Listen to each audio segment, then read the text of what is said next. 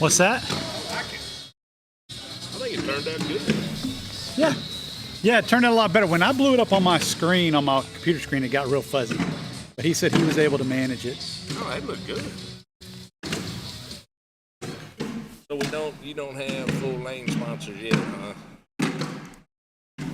huh? You can see how many I have out, right? 1, 2, 3, 4, 5. And then I've got gyro in the middle. What's gyro? Is that That's a sign guy. Oh, okay.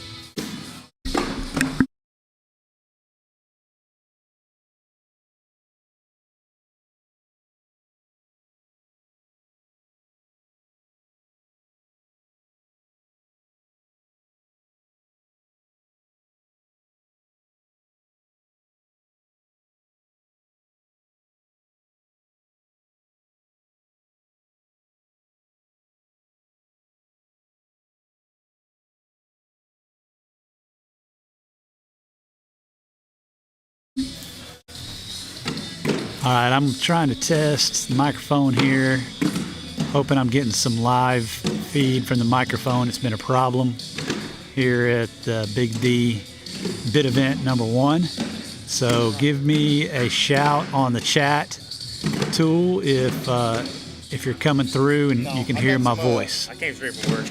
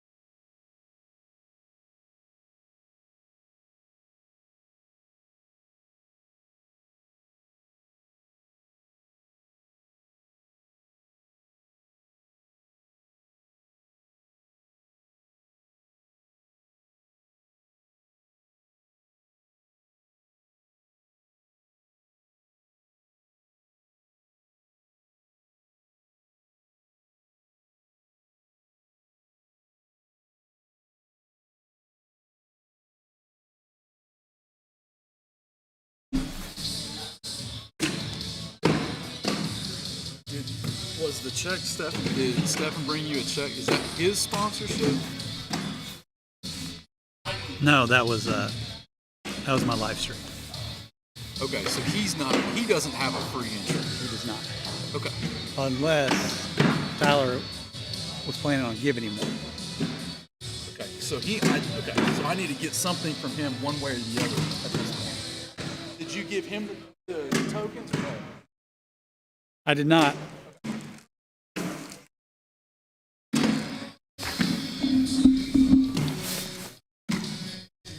All right, we're about 15 minutes away from starting here. The bid event number 1. Got Dylan, Airy, Rodney Stone warming up on the center court.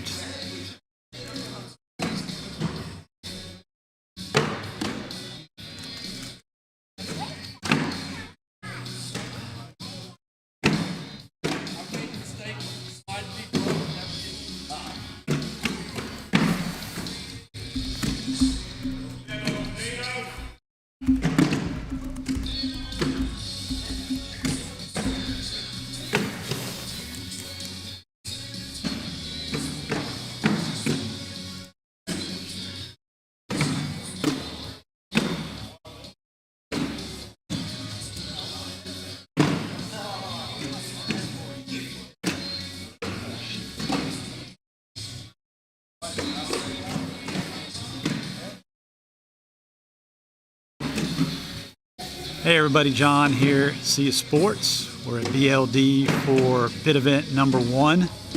Getting everybody checked in and warmed up. Look, we'll have a pretty good crowd tonight. Those of you who didn't come out, it's actually not too cold in here, surprisingly. Next week we'll be in the 70s and you need to all come join us. I'll get started here in a little bit. Give me some feedback if you're watching on the chat feature. And let me know if we have audio that's been a problem in the past.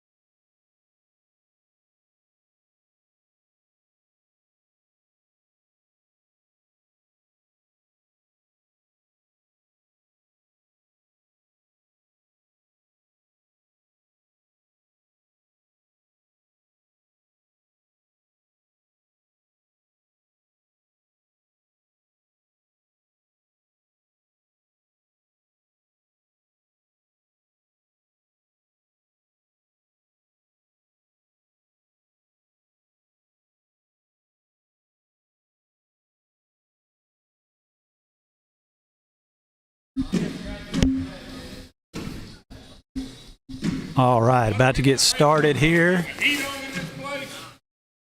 The Big D bid event number 1 up on the center court. We've got Dwight Strait, John Stewart against Joel and Zeb Smith. They'll be started here shortly. Throwing some down and back. Switch my scene so you can pick up on that.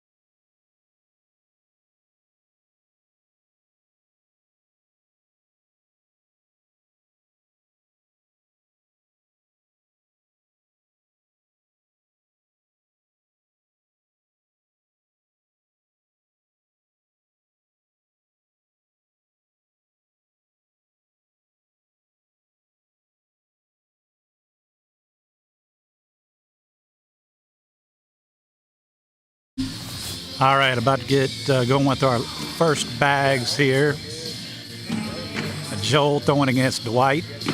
On the other end, we've got John throwing against Zeb.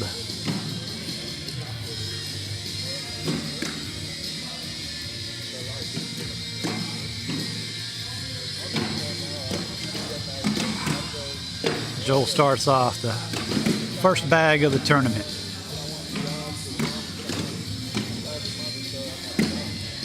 Joel and Zeb throwing center greeds. Dwight and John throwing the Big D buoys.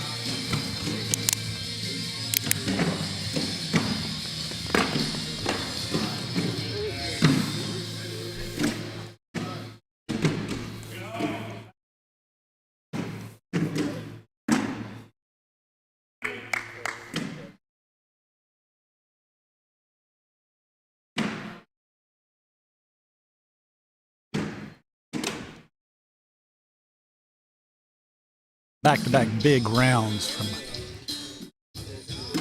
Dwight and John.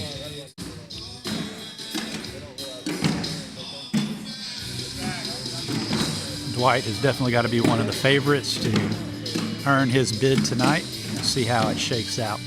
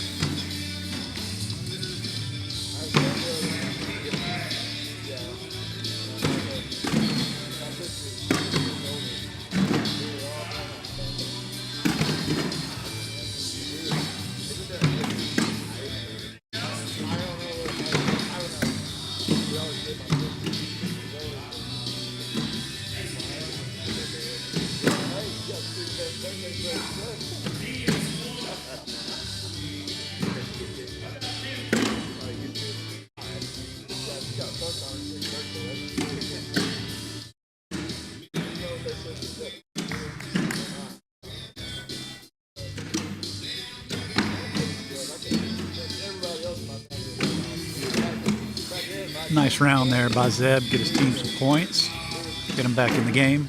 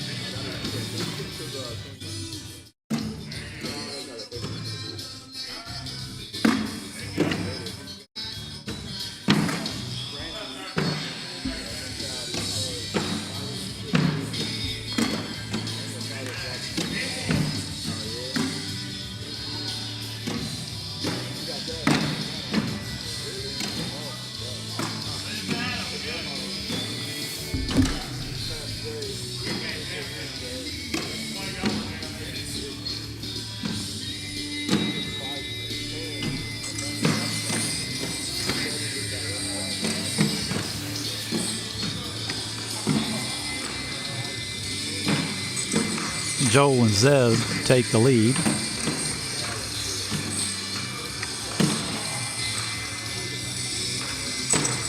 Joel and Zeb take the lead.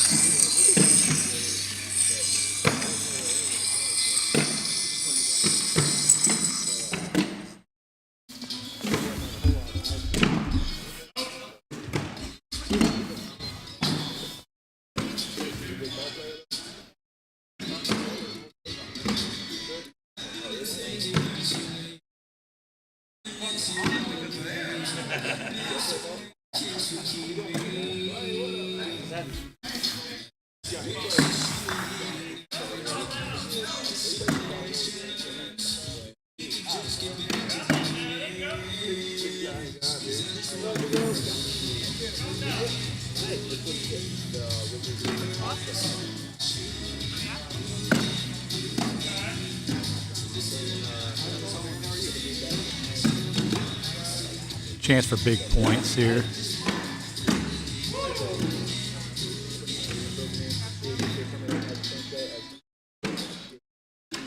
Just missed that airmail. Pick up 5 points.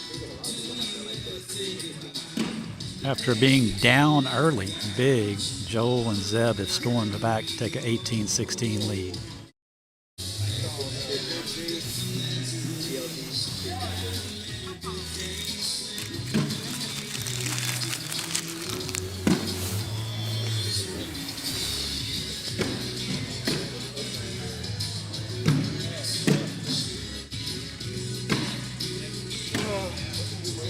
Missed opportunity for Joel.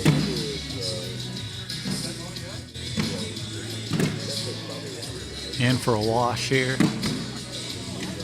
No blood.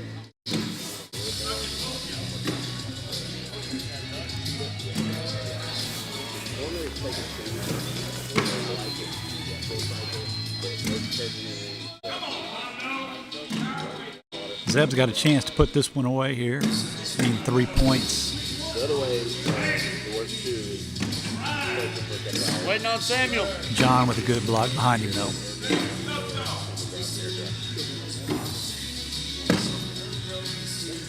Lane's open for John. He can push right through.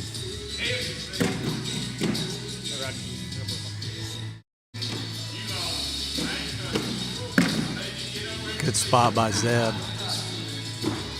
Looks like it's going to be a stack 'em up unless someone wants to shoot it.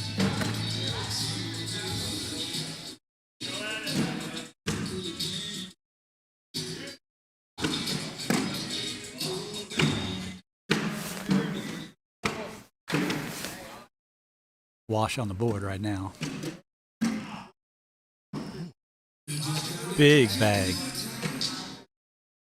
Rolled over and actually picked up 2. That should be game. 5 points. Takes the game for Dwight and John. First game is in the books. Second one coming up shortly. Going to take a break here. Be back before the next game starts.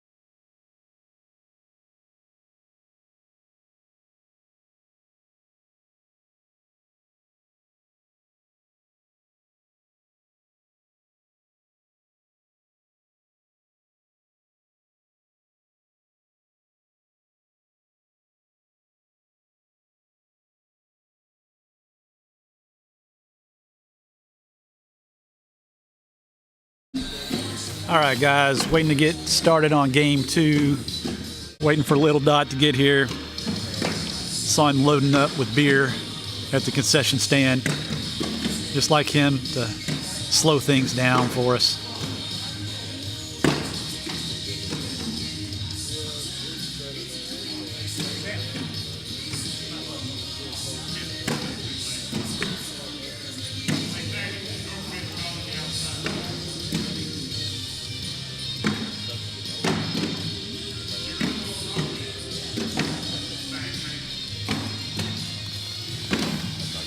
Got to take time to say a big thank you to Logic Plumbing Solutions, being our live stream sponsor. Wouldn't be possible for us to do this without our sponsors like that, and Logic's was a big part in us being able to get the equipment and the setup, the software, and everything we needed to do this. So big thanks to Logic Plumbing Solutions. Give them a call for all your residential and plumbing needs.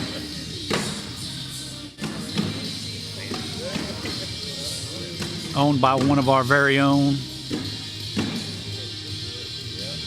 Tyler is a great guy, one of our C4C regulars. All right, down and back here before we get started. Looks like we will have Todd throwing against Zeb and Jacob throwing against Brian. Todd and Jacob throwing the Big D Bonnies.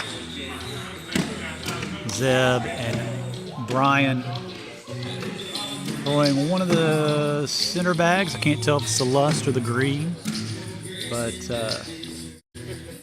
just like last time, it is Big D versus center.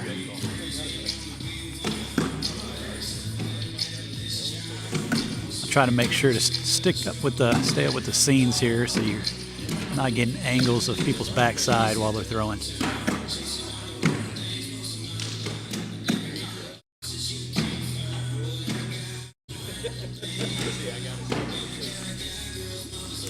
Remind everybody we will be in Midlothian tomorrow night for bid event number 2.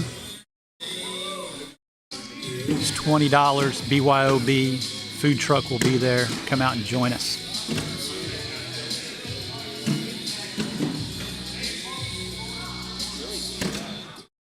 Slow start from Zeb compared to what we saw from him last game.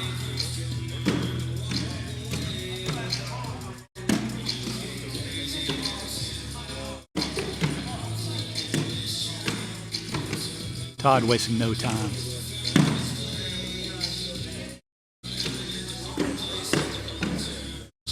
(10-6), 4 points for Little Dot.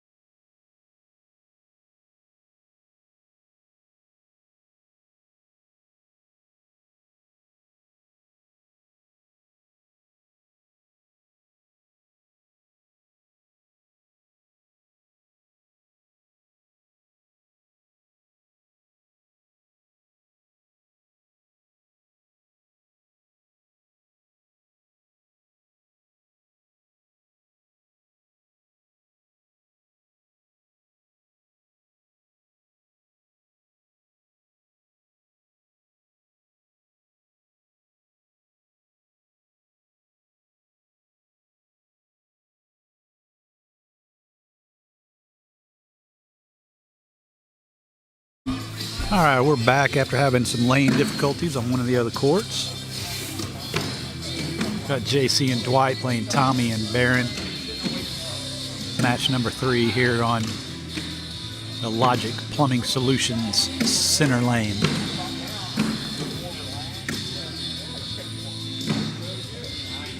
As always, Dwight throwing the big D buoys. And of course, Baron throwing the center bags.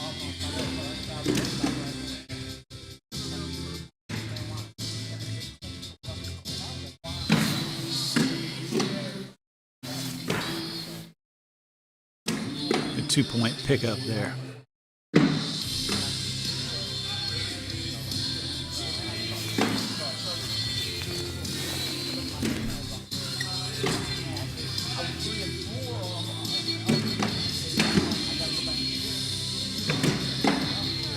Nice pulley bag.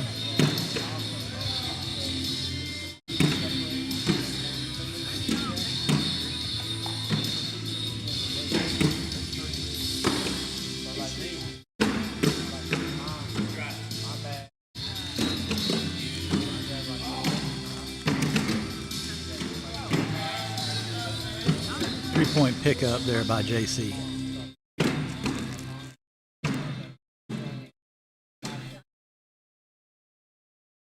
Evens things up 5.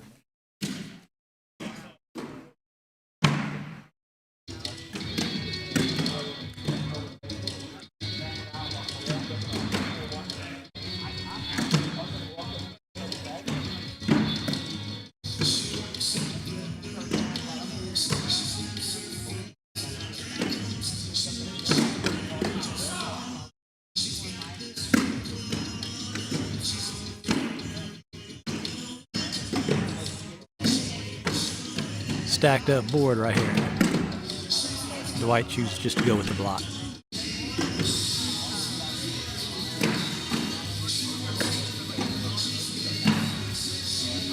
Nothing falling on that round.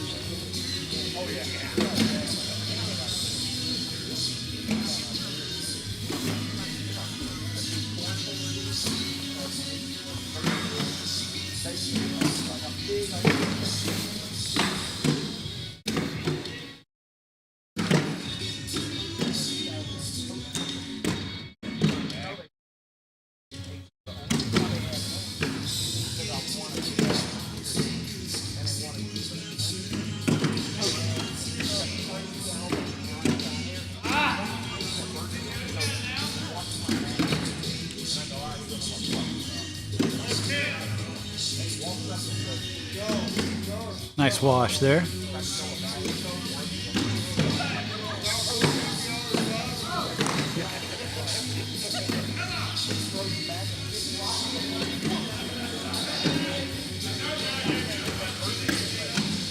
Ooh, Dwight skips over the back of the hole.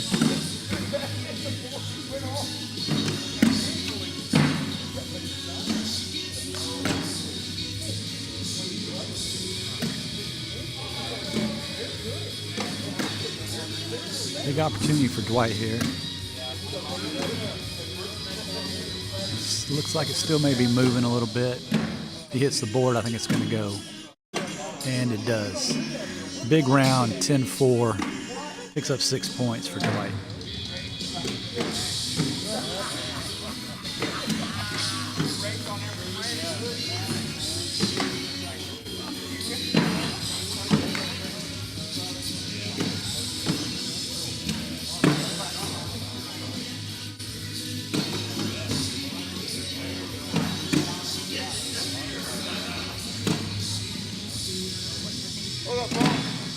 JC finding his lane. Applying the pressure, pick up 2. Picks up 4.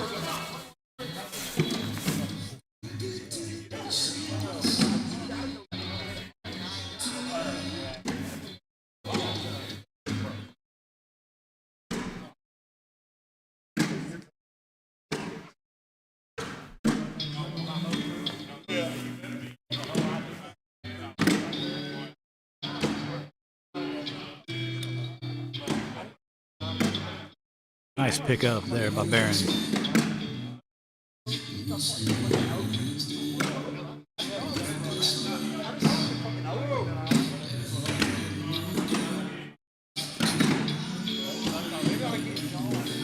Much needed 2 points there for Barron. Good throwing.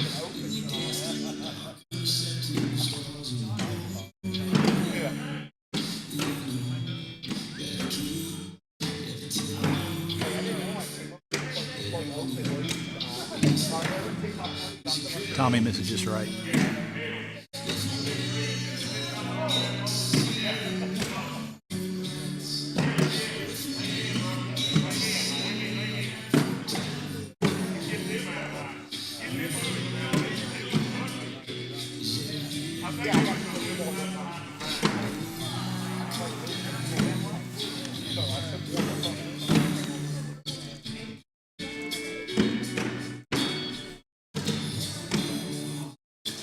For those of y'all tuning in, this is bid event number 1 for the Big D Invitational.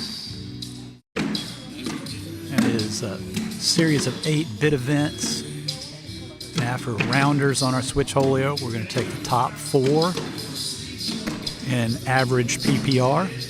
They will earn a bid for the Big D Invitational Championship on April 30th. It'll be a field of 32 players. It'll be a singles event and a prize pool of $2,000. If you want to get in on it, check us out on Scoreholio. See Us Sports on Wednesday nights in Midlothian, or C4C on Tuesday nights here at Big League Dreams in Mansfield.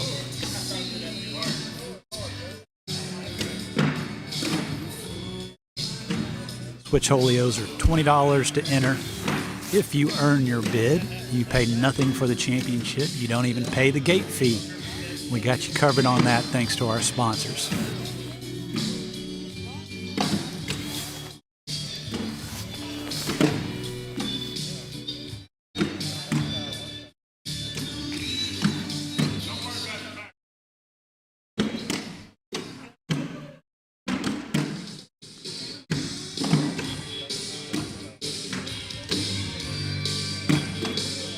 Smooth 4-bagger by JC. Tommy does a good job of only giving up 2. Got a big hole to dig out of here for Tommy and Barron.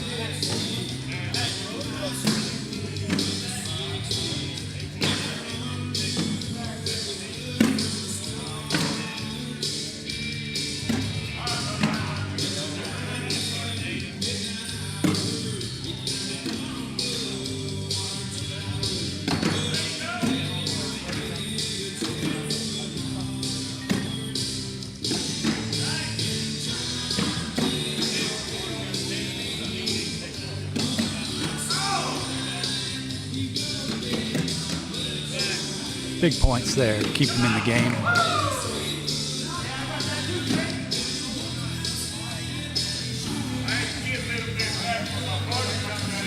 Gives Tommy first bag, see what we can do with it.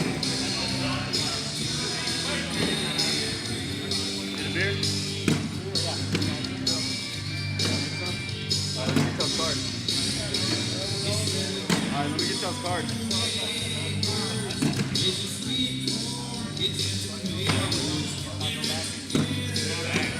Good bag by Tommy. Opportunity to pick up 4.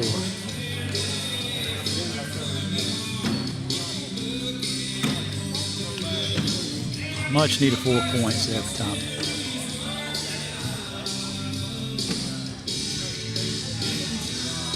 Very good comeback here, making it 19-15. JC and Dwight still in the lead, but Barron and Tommy coming back and have control of the board.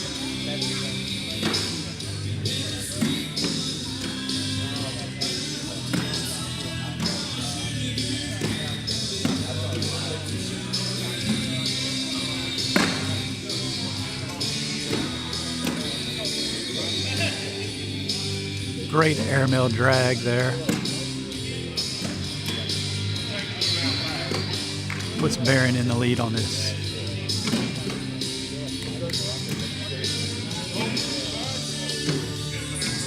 Dwight trying to figure out what his options are. Talking with JC. Never was really committed to that throw. He throws off the back to give up 3.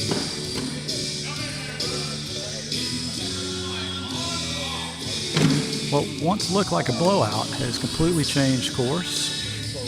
Just a 1-point game. Tommy and Barron trying to complete the Cinderella win.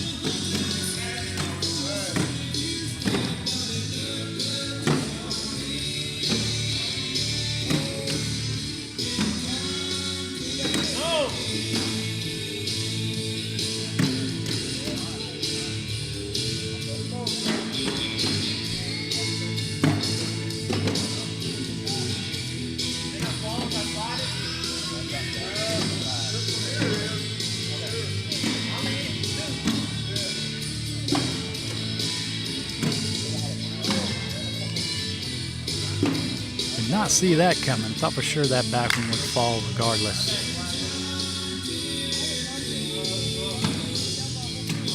Eight wash. Puts the bag back on Barron.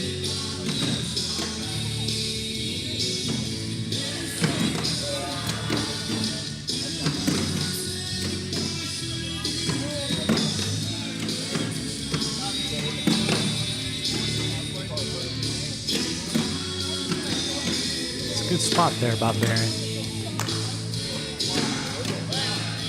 Push through it or try to go over the top.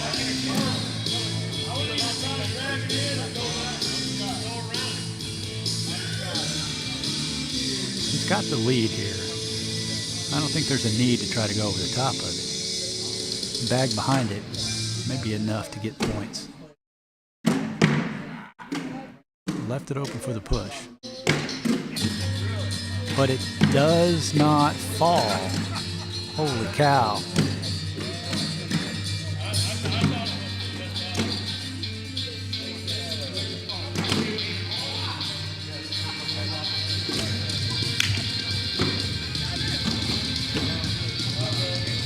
Just like that, Tommy and Barron have the lead. Need 1 point to finish it off. This should be the last round. If either team gets points, it's likely to be over.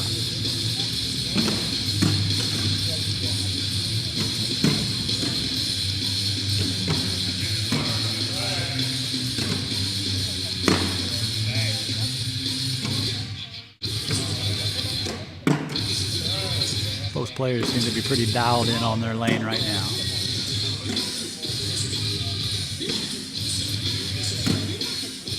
That is going to do it. Great game.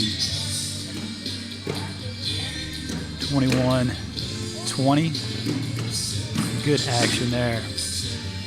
We'll be right back here with Dwight and Barron teaming up to play Sam and Chin.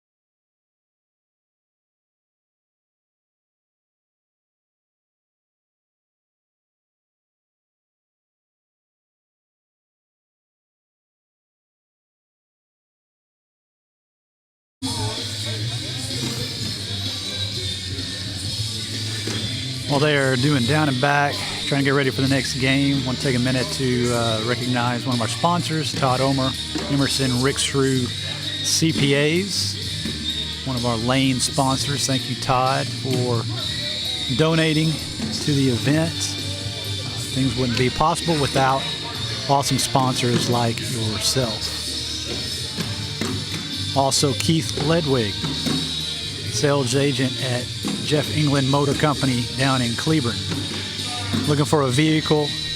Give Keith a call. He'll be able to help you out.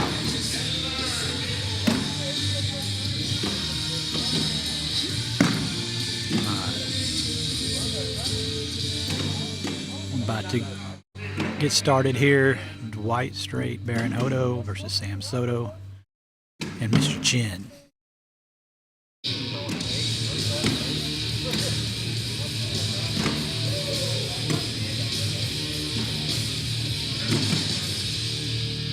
Once again, looks like we have Big D versus Center. Seems to be the theme for today.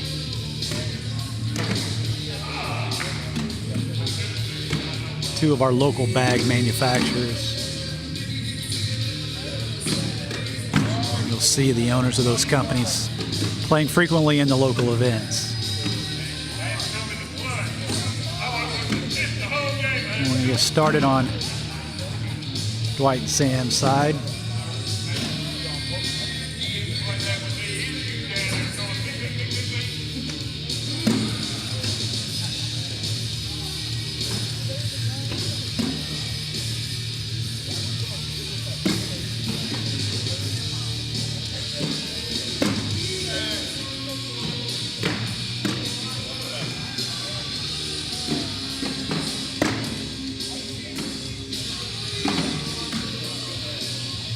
Ammo drag by Dwight.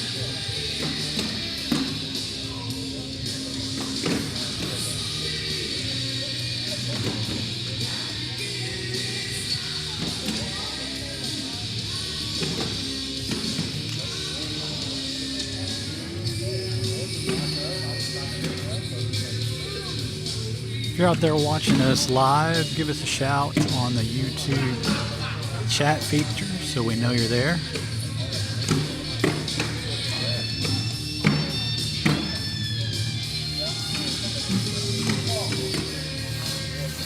Being told that our sound is going in and out. It's probably me turning on and off the microphone,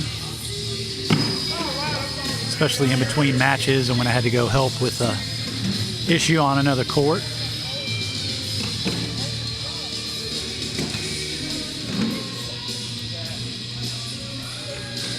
We got Britt chiming in, watching us on the live stream. Says he likes the new perspective. Appreciate that, Britt. Took a lot of finagling to get this set up. We got two cameras on both ends so that you get the dual view. Seems to be working pretty well. Sure, we'll fine tune it over the next couple weeks as we get closer to the championship in April.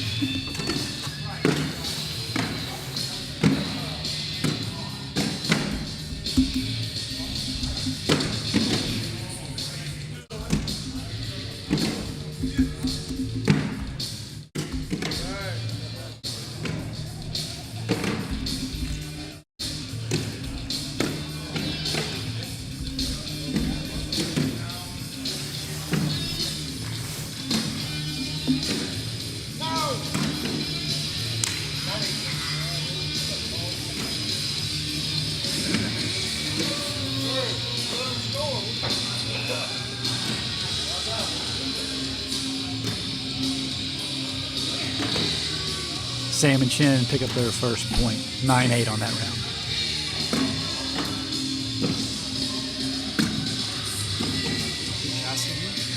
I am casting. Say hello to those watching at home.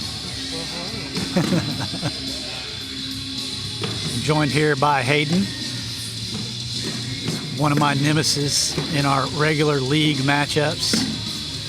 He hits me 9 times out of 10, so we have different memories of how those matches go. I seem to always be losing to him.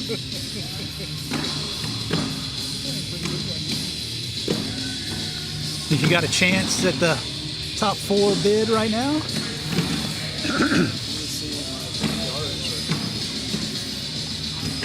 Again, everybody, the 4 bids will be awarded tonight are solely based off PPR in the 4 rounders games that everybody plays. Has nothing to do with your record. So what partner you get really shouldn't affect you. Bags might. Your opponent might. If your opponent blocks all the time, might be more difficult to carry a higher PPR. The idea is to put more emphasis on performing well in the round robin format.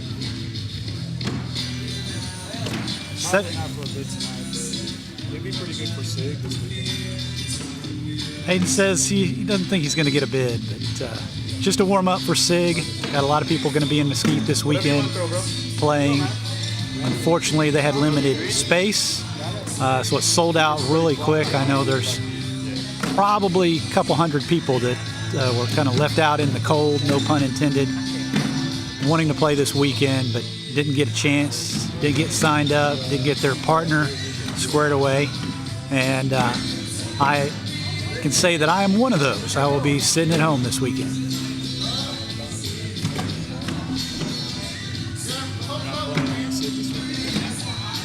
I got in. I signed up last Tuesday for singles. Try to make my singles get back.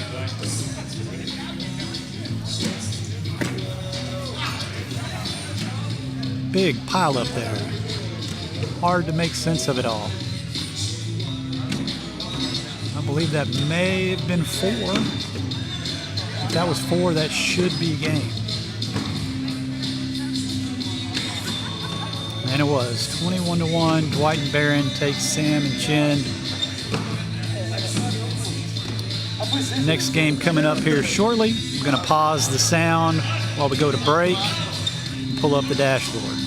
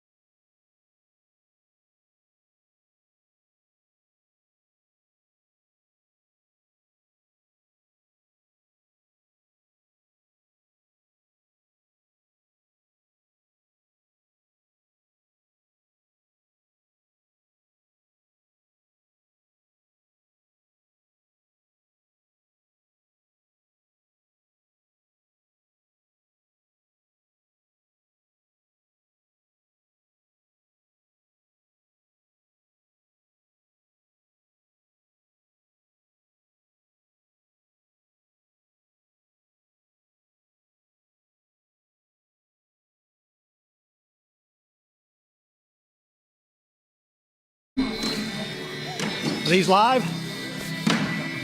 All right. Still going down and back. Got some fresh faces here on the center courts. Logic Plumbing Solutions center court. We're going to have Pawpaw, Joel, Airy, and Rodney Stone versus Savannah and John Stewart.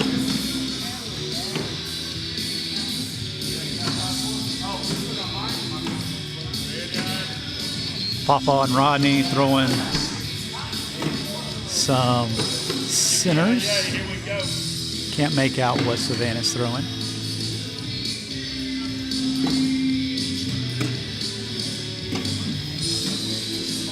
That kind of threw me off there a little bit. Sorry about that camera angle. Savannah in the hole.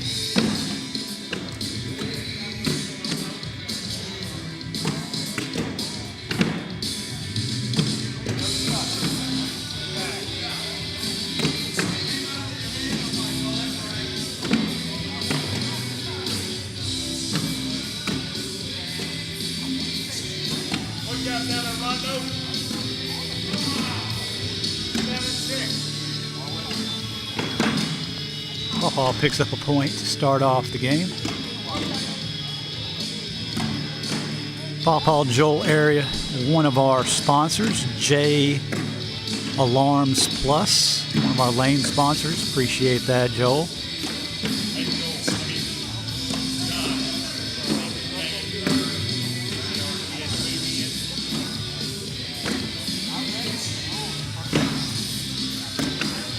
All right, gonna walk away here for 1 second, go change an entry.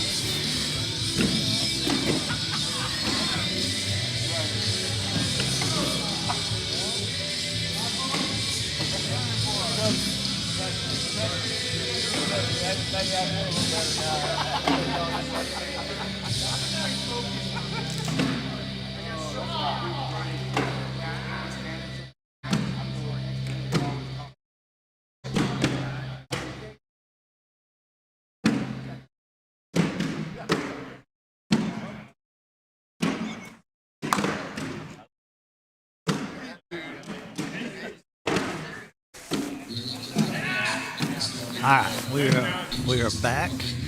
Had a little counting error over there on the scoring. 6-0 Pawpaw and Rodney.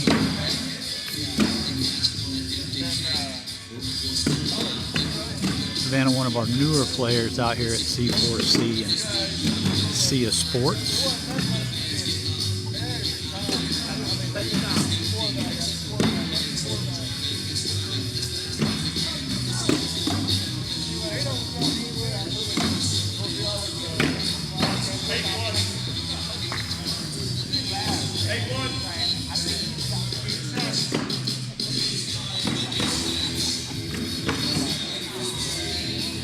Shouldn't have changed the camera angle so quickly while Pawpaw puts in the score. Good look at his belly.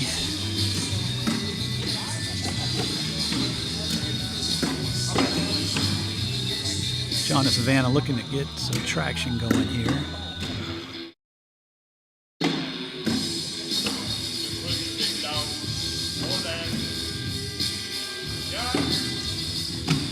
Rodney known for the airmail. That's really his favorite shot. Much rather do that than a slide. He shows right there with his airmail drag. I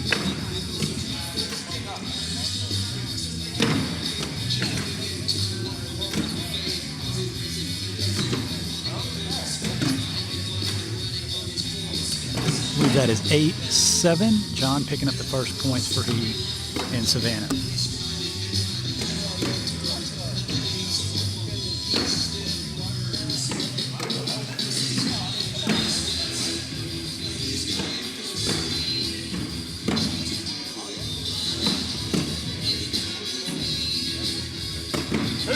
Savannah's actually went past the hole and almost spun around and came back in. Still not ruling out that it might not come all the way back in as it inches closer with every vibration on the board. Definitely going to have to find out what bags those are. They have a lot of action. What you got? 5-3 Pawpaw.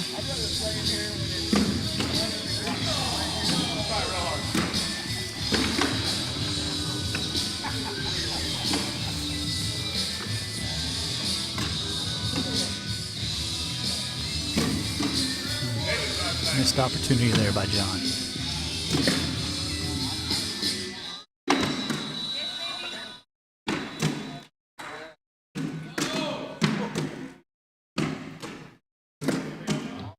John takes the lead 4-2.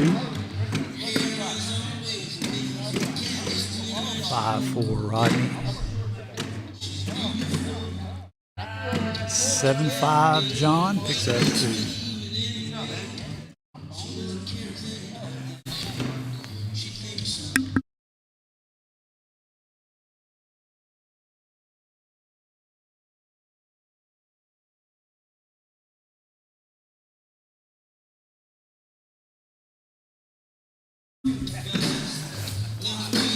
Pause the audio there so I can yell at Savannah. Find out those bags they're throwing are rejects. Very slick. Very hole friendly.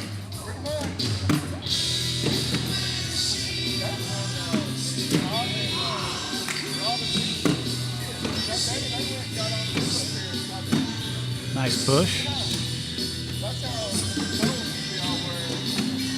We got 6-4. 6-4 Pawpaw picks up 2, in case you couldn't hear Rodney screaming out across the arena in here.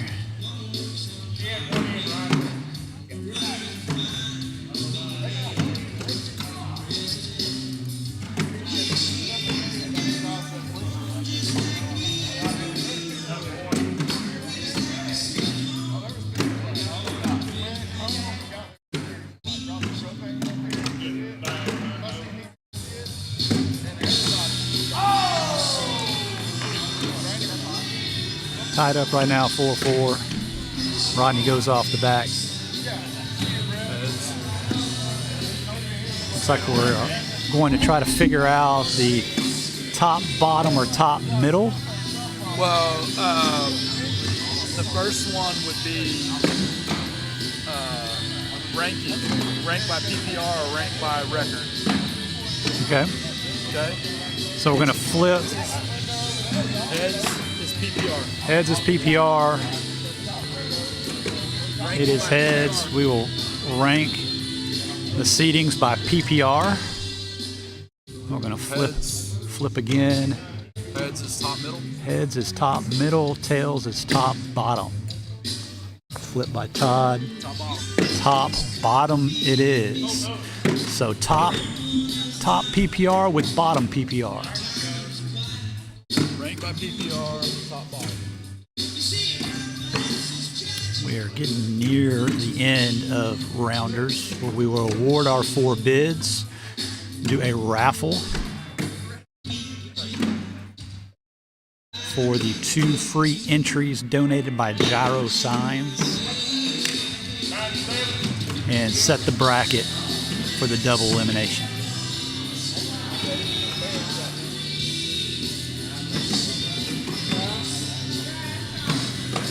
(13-3) Pawpaw and Rodney over Savannah and John.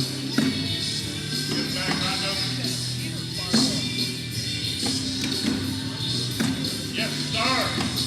Nice push through by Rodney, setting himself up for the next throw.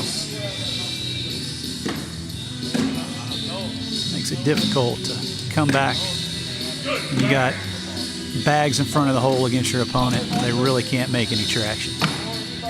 Gotta imagine Rodney's going to go for the airmail, but I was wrong. He skips it off the ground. Hey, that time right there, brother. So we are sitting at 3-3. John can board it. He picks up a point. If he slides into it, he may push both in. He is able to board it and pick up the one.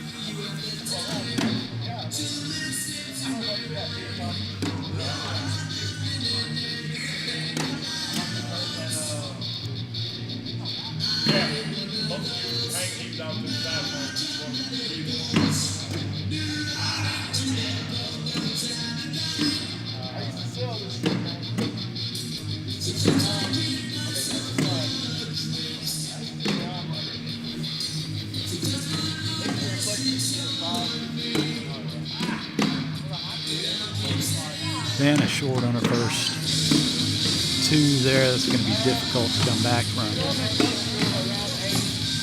It's a good throw on the last one, but leaves it open for Pawpaw, and he takes advantage.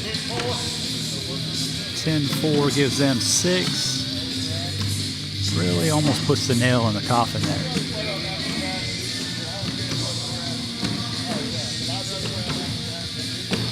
$19-4 now, Pawpaw and Rodney. Rodney looking to close this out. Flips over on him and kicks out of the way, leaving it open for John for the slide.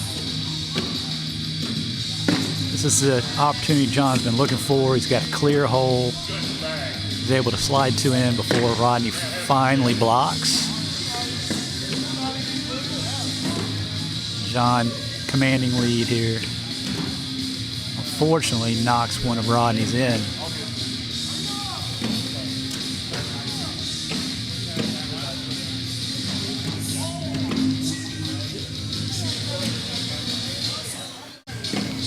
They do pick up a few more points, though, make it a little bit closer. Still alive, hanging in there. Vanna's going to catch fire here. I just know it. Starts off first one in. Will pop on this wide left.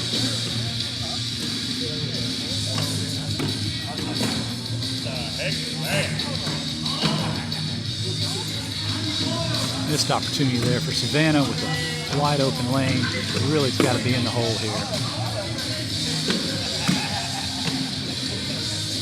4-6 should do it. That's the 2 points that they needed for the win. I'm going to check in with the scores table, see where we are on wrapping up rounders and doing our awards. Be turning things off here for a little bit. Put the dashboard back on so you can see where all the standings are.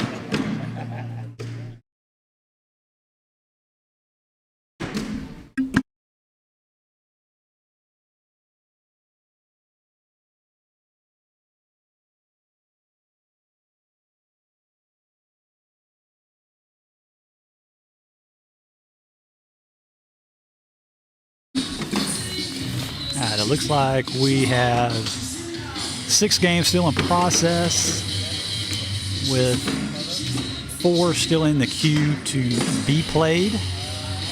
So 7 games total before we wrap this up and award our first bid winners of the Big D Series.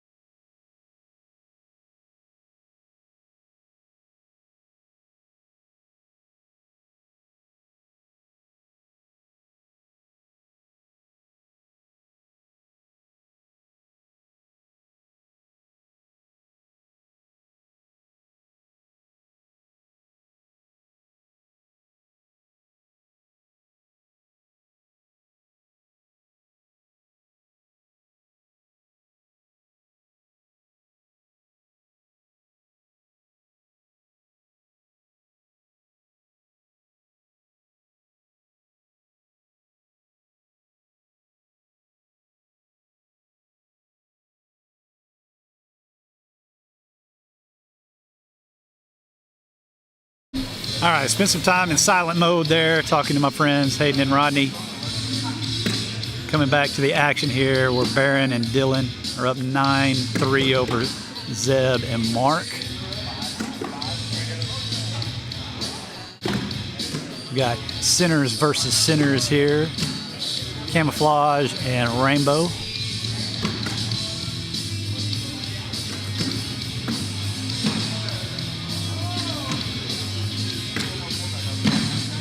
A lot of bags off the board on that round. It's not something that I normally see from Mark and Baron. A little catch up there by Zeb and Mark, making it 9-5.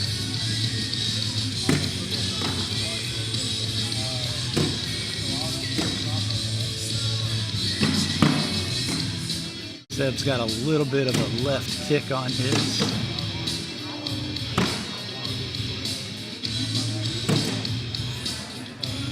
Dylan's got a pretty good straight line going right now. 10-5 big round for Dylan. Subscribe, let's go. I already subscribed today, and I just not pulling up, so I'll put it down.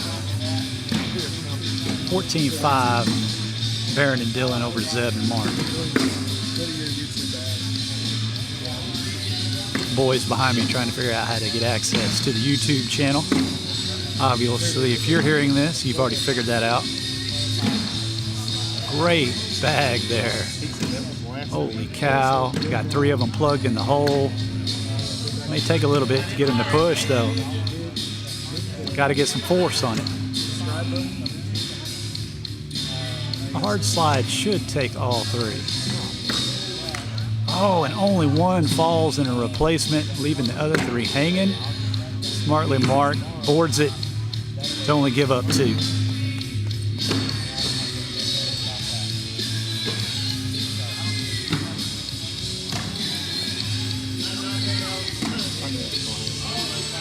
Thought for sure all 3 of those were going to go there for Baron.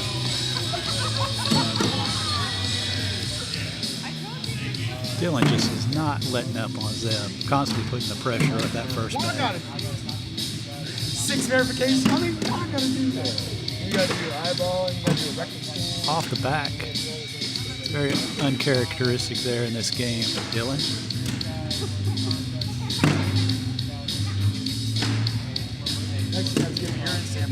Finishes strong to put up 9.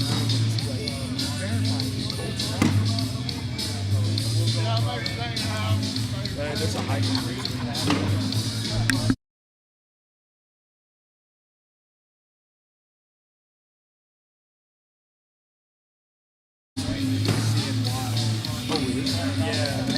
I don't know who Baron paid tonight, but he has been on center court, I think 3 of his 4 matches.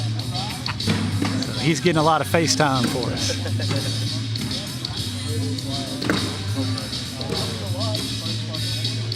Mark struggling a little bit. Those bags kicking to the right on him. Big pickup by Baron. That should do it. Just for emphasis, Baron finishes off strong. I believe that was 9-6 and game. All right, we are wrapping up. Only a few games left. Going to put it on the dashboard here, put everything on hold, go award some prizes, and we'll be back for the double elimination.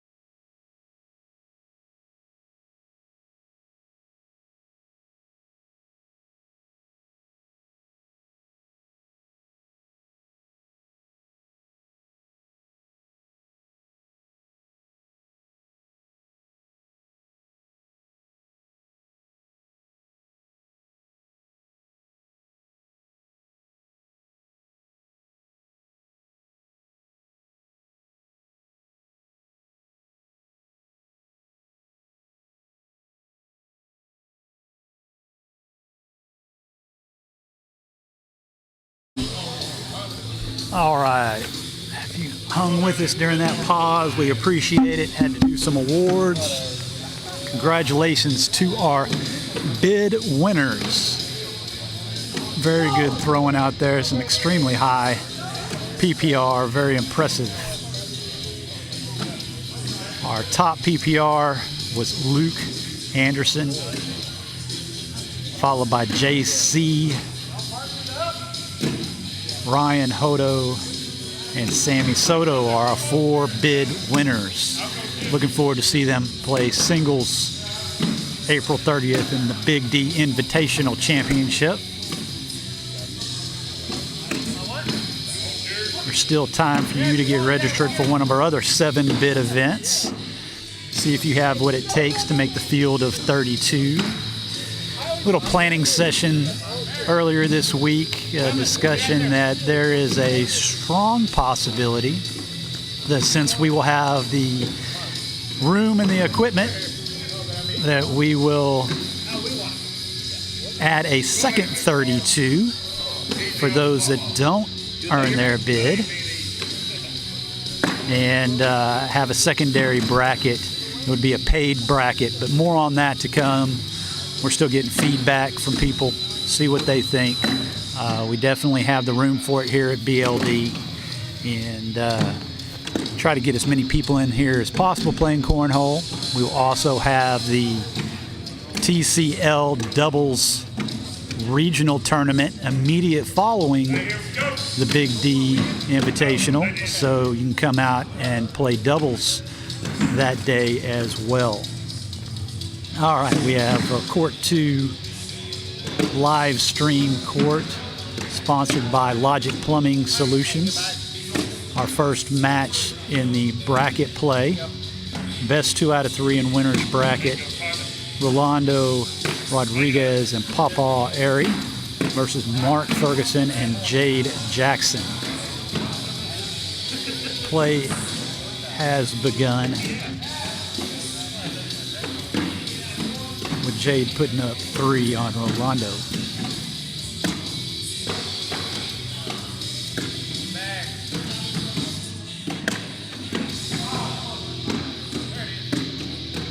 I would like to say next week, I know some of y'all stay at home because there is no heat here in Big League Dreams, and it is quite cold. I think we're sitting at about 48 degrees in here. But next week it's supposed to be in the 70s, again with the week after that in the 70s as well, so it should be very warm, nice and comfortable in here. Hopefully we'll bring you out and have a big turnout, get up over 50 players. We'll have 2 brackets on the Switch double elimination bracket if we get up over 50 players. There you go. Come in here now. Yes, sir.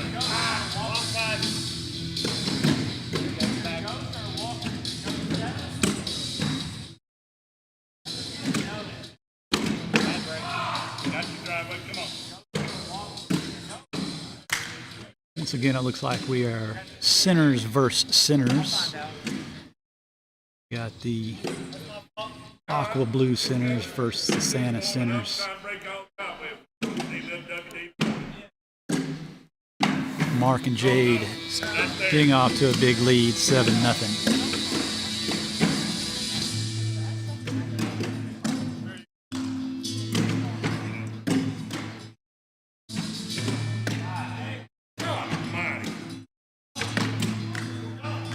Pawpaw struggling some, but he's got a block on the hole.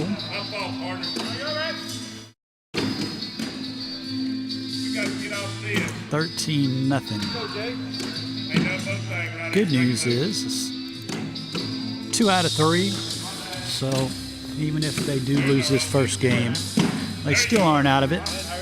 Got a chance to come back and earn the W in their first match. Yes, sir. Good side. Make it hurt. There you are, partner.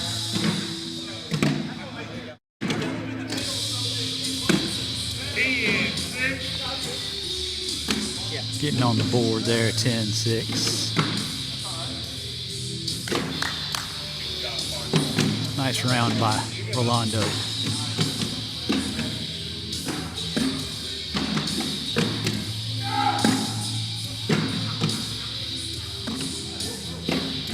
Usually we play here at Big BLD without any heat and it's cold. It makes the bag start really running fast. Boards lose their humidity, gets slick. But tonight they seem to be fairly slow. I don't know what it is.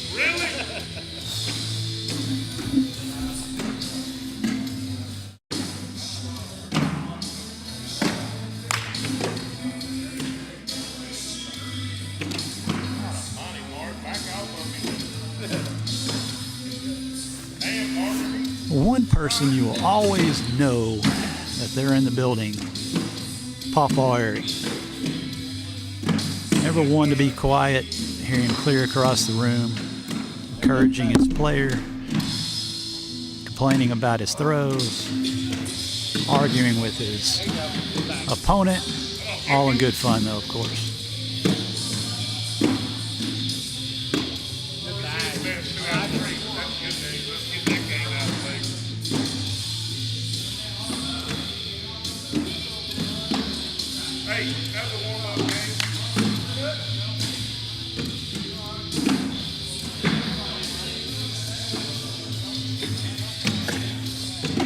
On to game two.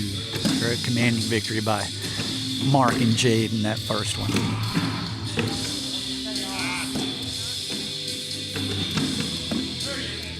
Really good throw there by Pawpaw to pick up two.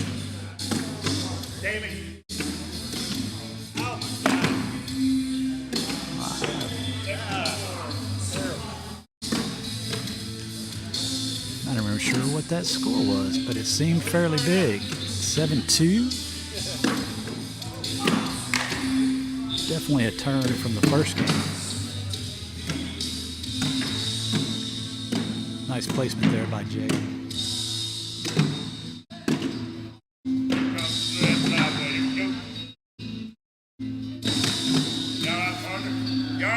Come back. He gave it back to you.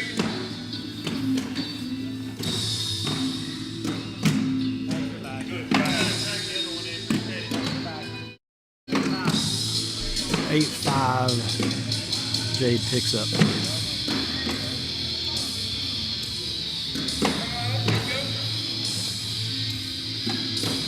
Mark's got first bag. It's right in front of Pawpaw. And Jade's asking me if I'm cold. Yes, for the record, I am freezing. If I didn't have to click on a mouse every 10 seconds or so, then I would put my gloves on. Hard to do that with gloves on.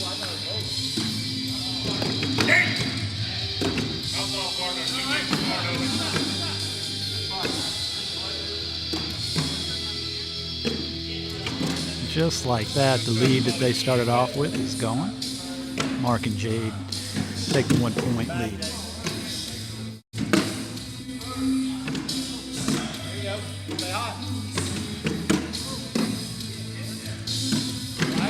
Jade seems to have found his line, and he's got bumpers on both sides with a 4-bagger. Picks up 6 points. Big round, big round.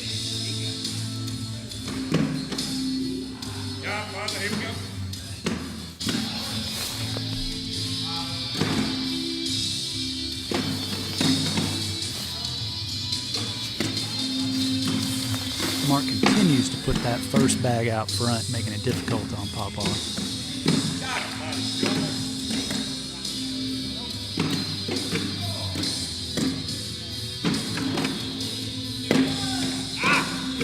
Didn't pick him up.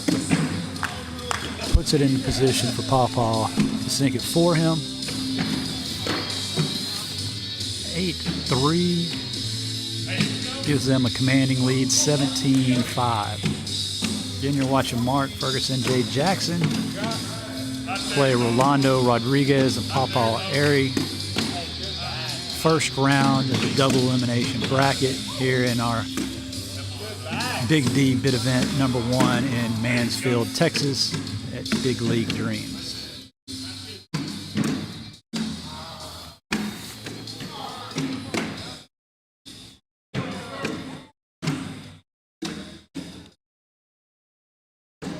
That wraps up the first match. 2-0. We will come back around here in a minute to watch Luke Anderson, Katie Larson place the same Mark Ferguson and Jade Jackson. It also will be 2 out of 3. 2 out of 3 all the way through the winner's bracket until we get to the championship. And then it's just a 1-1 because we do not want to be here all night.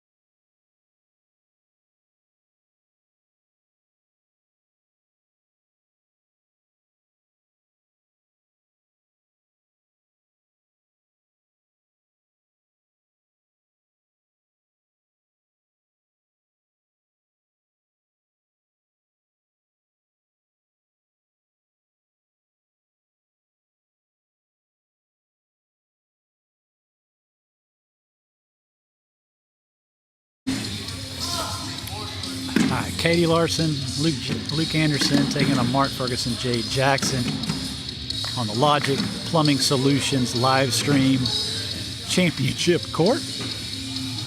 And it is going to be very difficult to see whose bag is who, but the players don't seem to mind. So who am I to disagree? If this was ESPN, we would obviously make one of them change their bags, but we're not ESPN.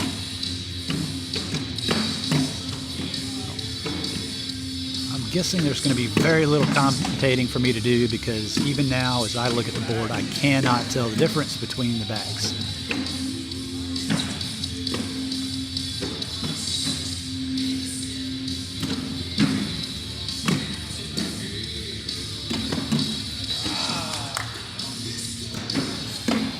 Bouncing around on the camera is not technical difficulty. It's Luke pounding the back of the score tower with his missed throw.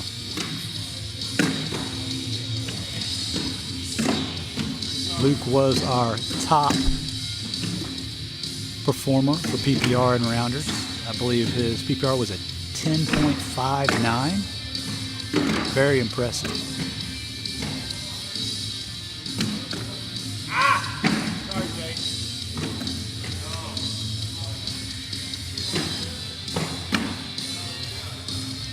Can't tell the difference with the slow side on these bags. We got a lighter teal color and a navy blue color, but unfortunately both players are throwing slow side down. Can we bring up the dashboard? I accidentally hit this button right here. I was trying to correct the last score. The last score was 8-6. They had 8 and we had 6. Keith threw an 8? Yes. And y'all threw a 6? Yes. With how many in? I think they had 1 in. Okay. Thank you. Little lane maintenance there. Sorry about that, guys. Switch my scene for you.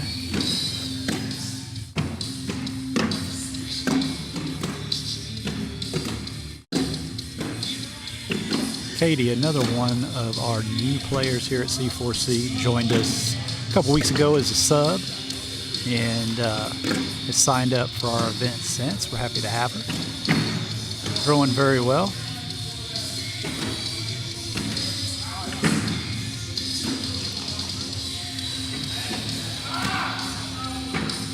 Both Jade and Mark are regulars out at C4C. I've seen Luke before, but I'm thinking he plays more over with the Dem boys at AJ's. Haven't had a chance to go over to AJ's yet, check out their new facility, but from what I've seen, the pictures, it looks very nice, and I'm looking forward to getting over there and playing with them.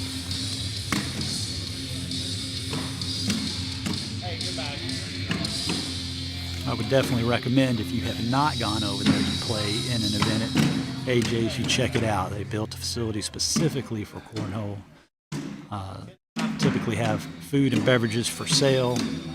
Very nice setup. It's got all of us very envious.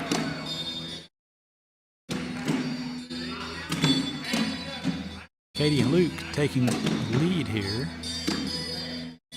They do come in as the #1 seed.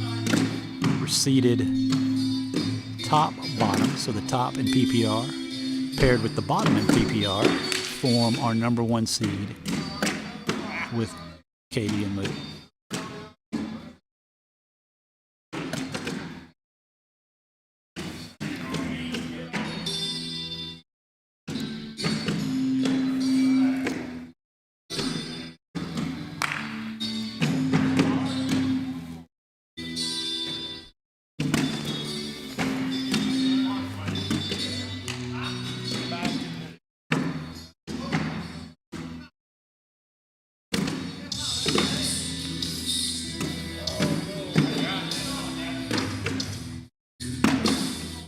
Good bet by Luke, blocking the hole for Jade.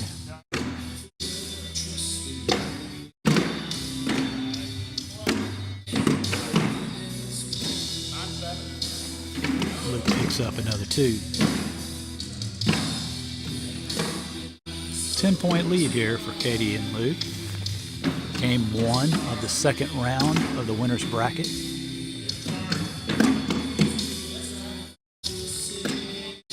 Bag for Katie.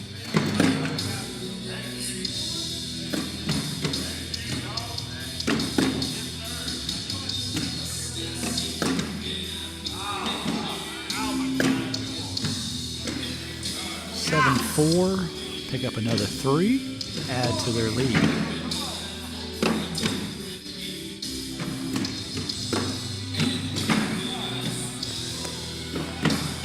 Jade looking to stop the bleeding here as Luke misses right. Needing to open it for Jade to go in the hole.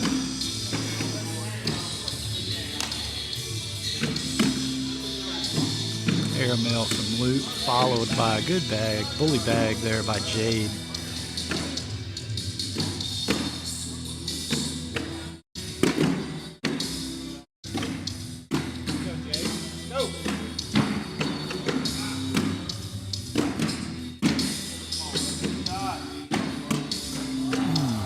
Missed out the chance for the 4-bagger. Still picks up 2 much needed points. Sorry, 5. Forgot that we had one off the back of the board.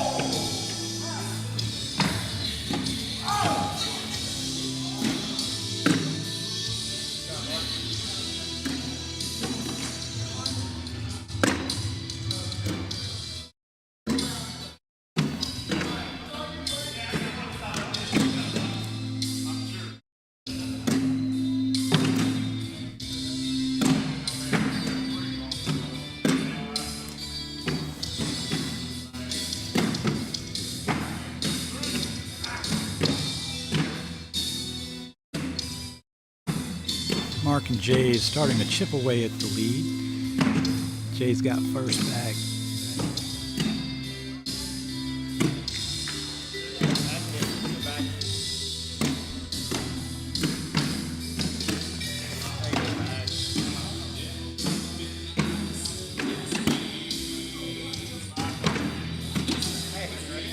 Nice airmail by Jade.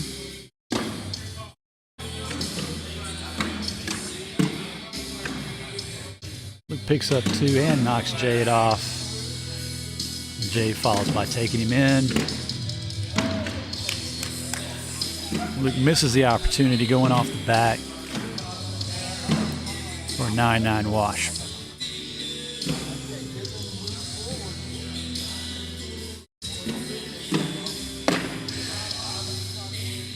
Mark with the miss to open up the frame, followed by Katie following suit. Back on track, Mark puts a nice blocker bag. Katie follows right behind him.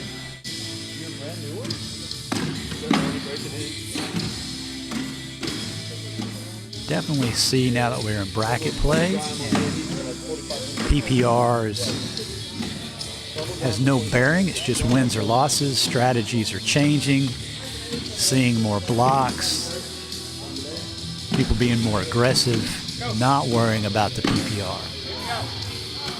Big debate on if PPR is a true measure of your ability to play, because in the end, the important thing is beating your opponent. So it doesn't matter if I'm throwing 10s if my opponent's throwing 12s and I lose.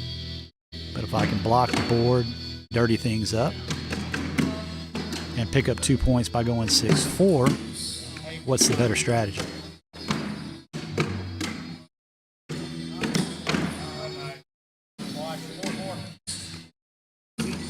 Washing fours there.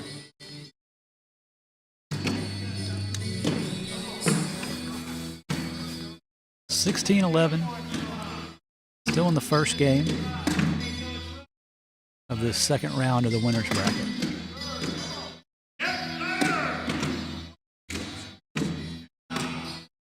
Mark finding his line. Opportunity for big points here. Ooh, stacks on top for 8. But picks up a big 6 there.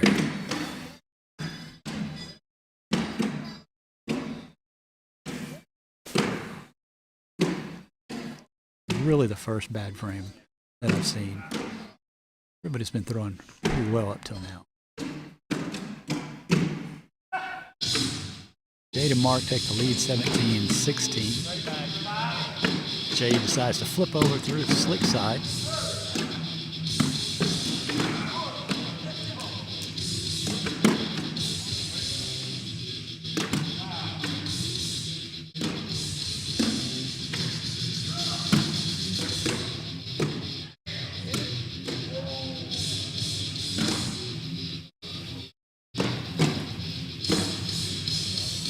Jade with 2 off the back. 7-4 right now.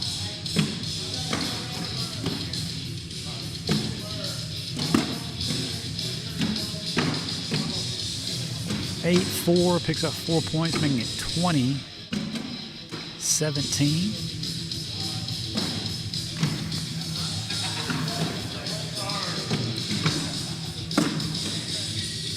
Katie starts with a big bag in the hole to put the pressure on Mark.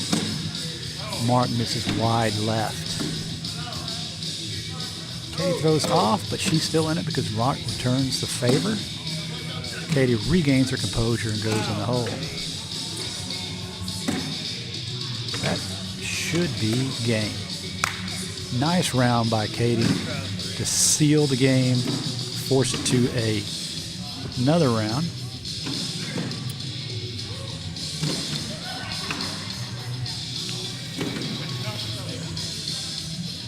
On to game 2.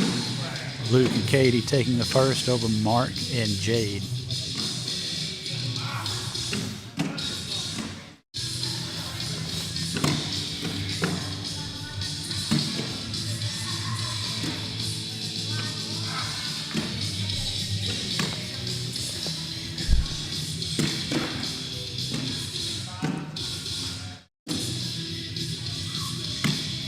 Back-to-back airmails by Luke. Jade follows suit. 3 in a row for a big 10. Makes it 10-8. Some very nice throwing by both sides there. 2 points go to Luke and Katie. Child abduction Amber Alert, Burnett, Texas. I'm sure you got that on your phone the same time it came across everybody's phone in here as well.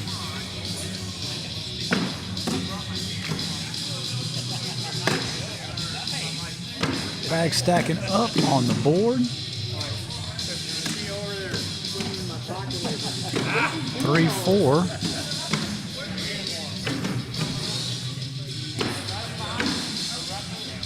Katie picks up a point on Mark.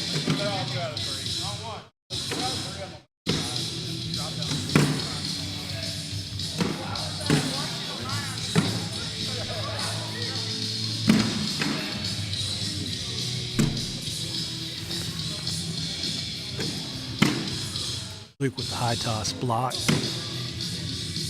Jade can't handle.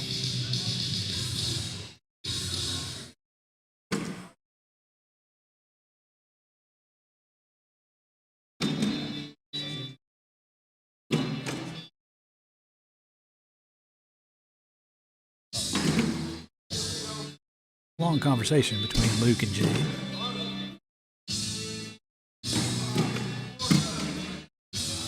Hard slick side push. Gets to the hole but nothing falls. Jade wipes them all with his airmail drag to only give up 1 point.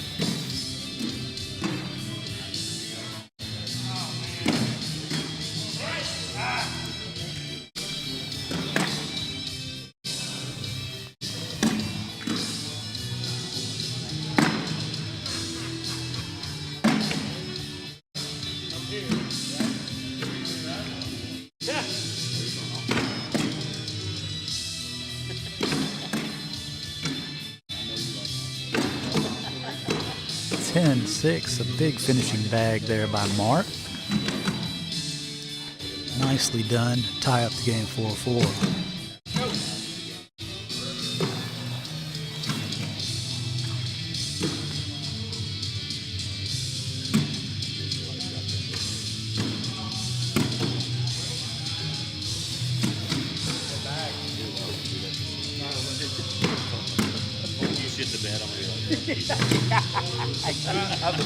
Off back by Jade. That's what Matt Longoria said. He's like, man, you come so fucking far, man. I remember seeing you give up a 9 for the loss. Luke returns the favor, but Jade does not capitalize. Luke finishes cleaning up his bags. Daddy used to carry your ass. You obviously didn't know me. 9-7 gives them 2 points and takes back the lead 6-4. My fault. Doing good? No, but I don't care. I'm having fun. Hey, I can't complain. My PPR was 6.91. There you go. For an old man. For an old man. It ain't no drink like Calmar. Mark with a chance to pour it on here. Picks up the 4-bagger. 7 points, 12-5, I believe. Unless he had one off there.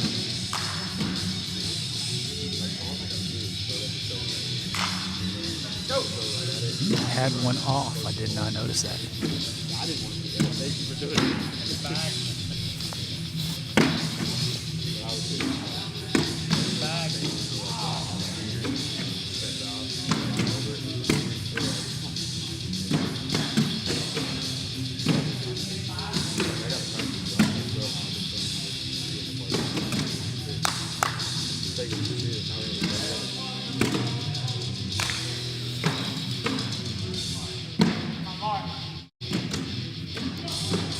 Jade picks up 2 with the nice 4-bagger on Luke. They're trying to kill old men though, keeping it cold like this.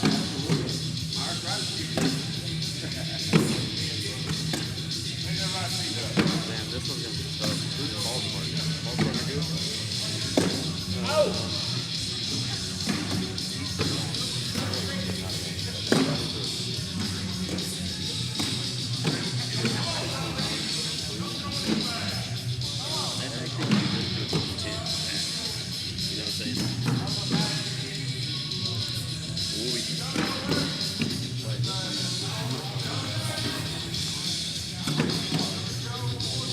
Jade short throws, catches the front. May create a block for himself to have to go over.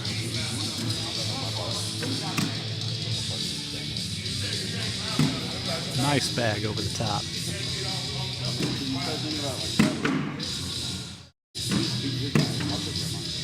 Are you throwing off or on? Tonight?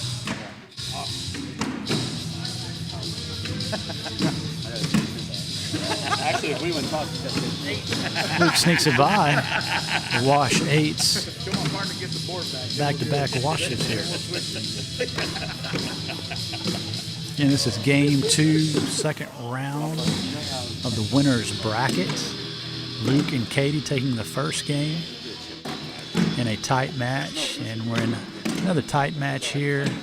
Mark and Jade ahead 10-6.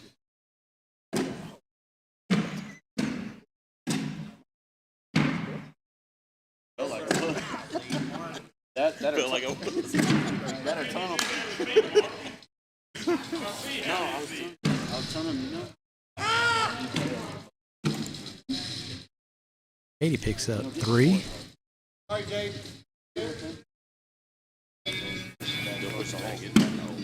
I'm not thinking right. I didn't want to do that.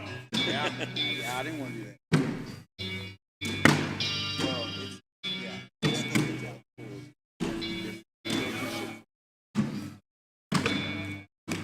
Go up into the ages. Ain't nobody can small. you got to work for them.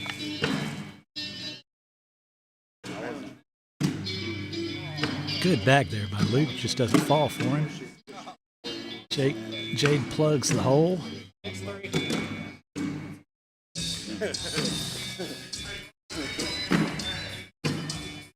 Round of 6-3 there for Luke.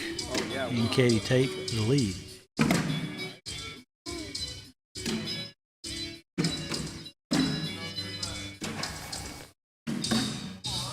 Good spot by Katie. Make that difficult for Mark to go over the top of. But he sneaks it by.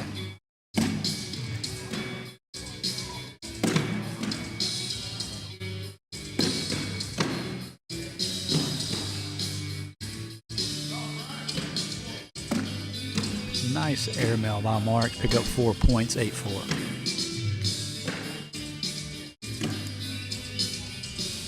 Back and forth here after a few rounds of washes. We've got a lead change just about every round.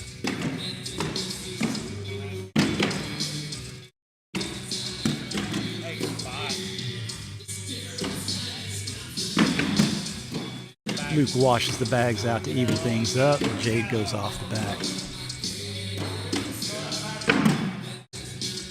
Luke with pickup of his own bag. Sitting 9-5 right now. Chance to pick up major points. Oh, it carries too far. It bounces up on the top. Still gets 5 points, which were huge.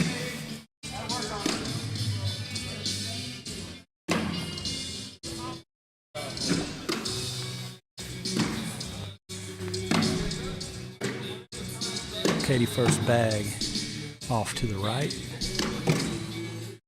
Mark off to the left. Things getting a little bit tight. Tension's a little high here towards the end, trying to put the game away. Opportunity for Mark to go through the middle. He does.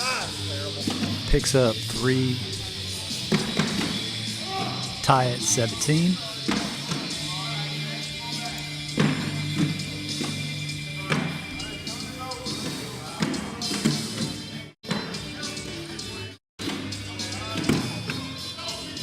Bag stacked up in front of the hole here. Luke does have an opportunity to push.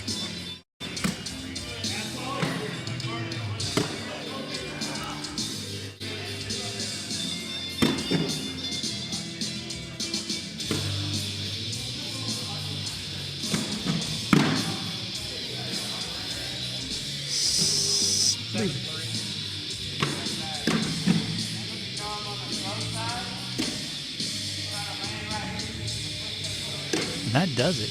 Our top-seeded Luke and Katie win in 2. They advance to the next round. Jade and Mark will go down to the loser's bracket with an opportunity to fight their way back. No surprise. We have up next Baron and John. Baron's been a frequent flyer here on the Logic Plumbing live stream championship lane.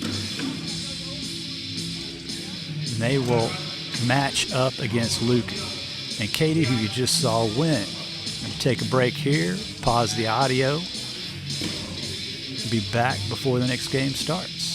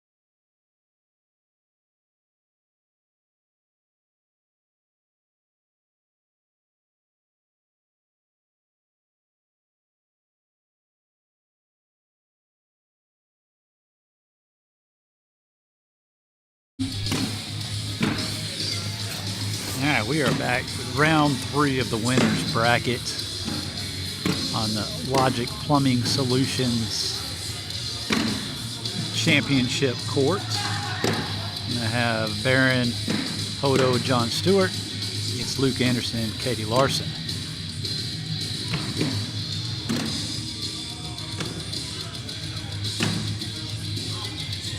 Both teams throwing the center bags.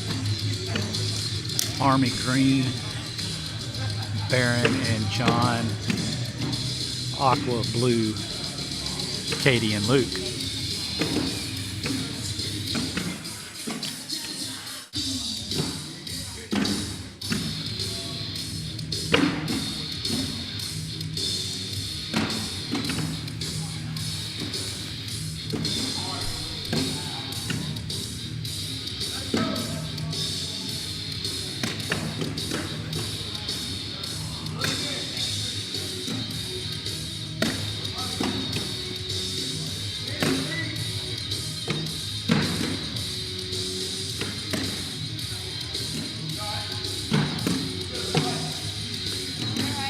Five, 3 right now. John's got the lead. Boards it for 3.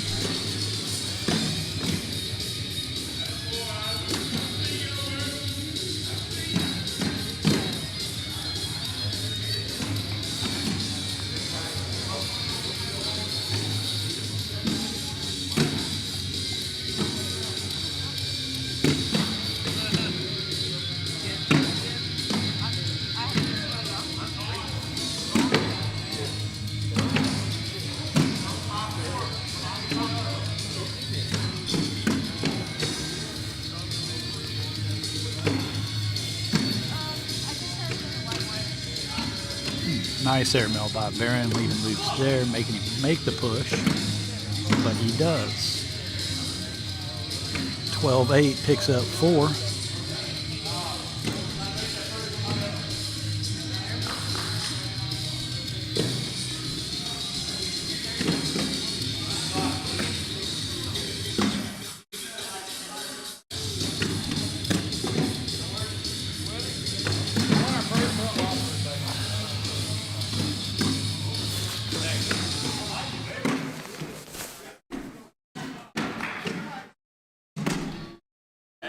Big plug there on the hole.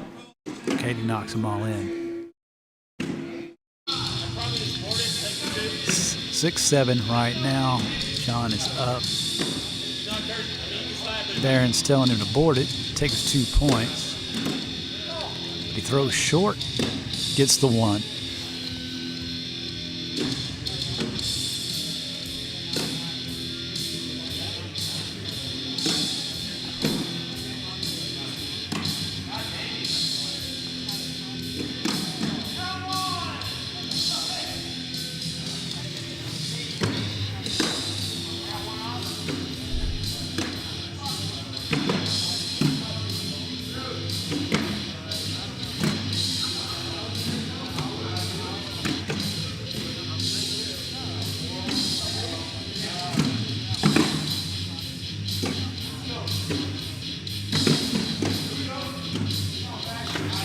Third bag of Barons hangs up on the back. Now it's pinched. Best he's going to do is go in here for his 8. Hope Luke misses. And he does. Washing 8s.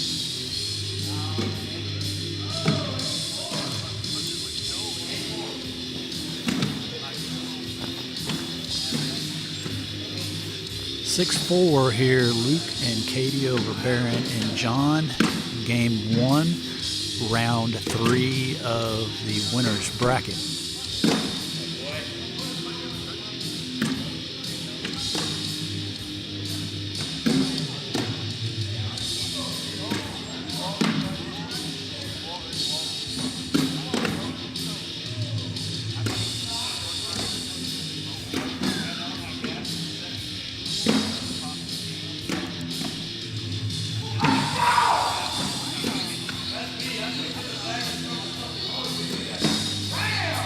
John picks up the lead there. Katie giving Baron first throw. Bearing this wide left and on the back.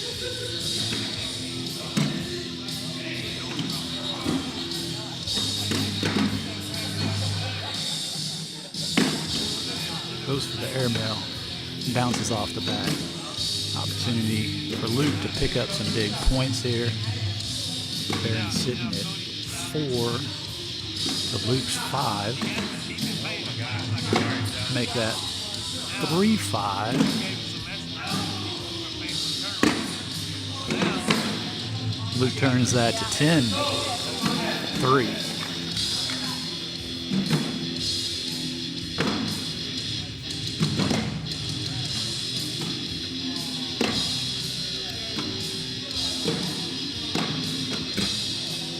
Not quite sure they put the score right in there. My count, it was 10-3. Should have been 7 points. They put it in as 4.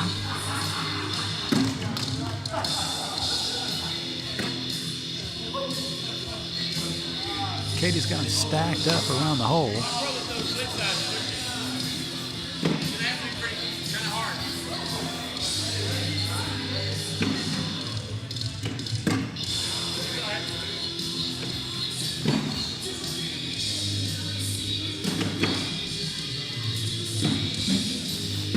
I've definitely learned is that it is hard to go back and forth watching the live play and my screen. So I do miss bags here and there. Could be wrong on the score. Many times a bag will go off the side and I don't see it. But I saw that one slide off the back.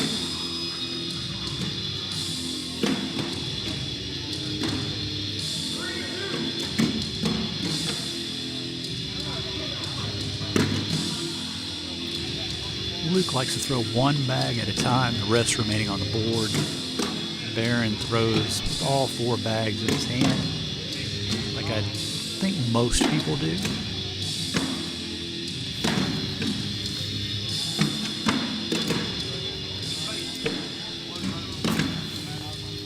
I have noticed more, especially of the young crowd. Young players seem to be holding 2 bags, leaving 2 on the board, or only having the 1 bag that they're throwing in their hand. Doesn't really matter. It's whatever you're comfortable with. Trying to get in a routine so it feels the same every time.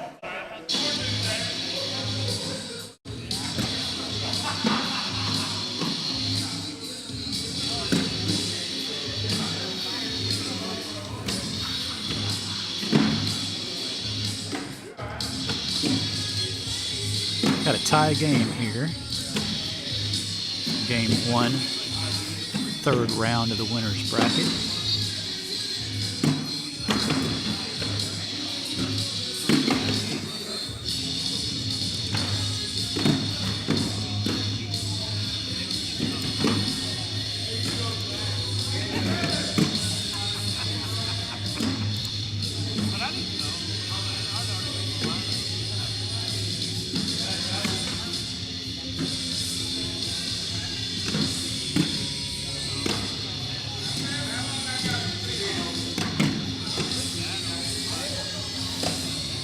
All the organizers out there, especially if you're new to this. I know those of you guys that have been doing it for a long time.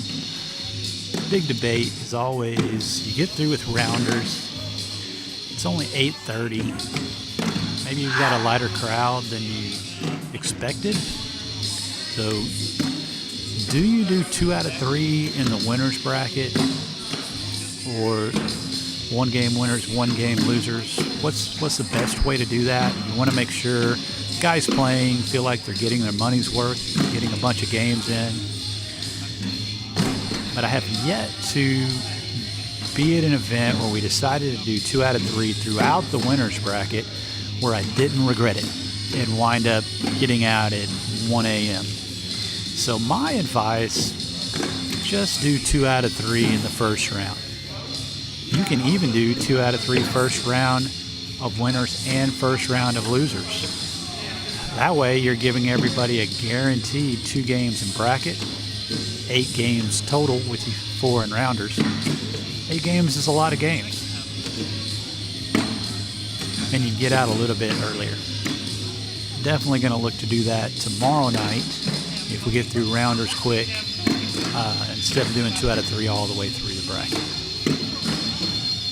I do believe it gives the better team the opportunity to win, because over 2 to 3 games, the better team's usually going to prevail. However, sometimes you want to be able to upset. If you're the underdog and you steal that first game, you don't want to have to win another game. 15-11, Baron and John over Luke and Katie. Luke and Katie, the top seed coming into this. We are in the quarterfinals of the winner's bracket.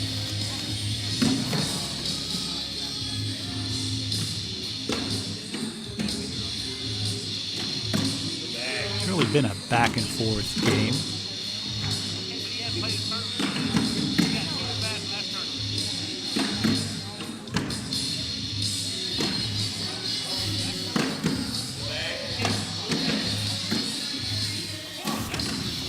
John picks up good points there.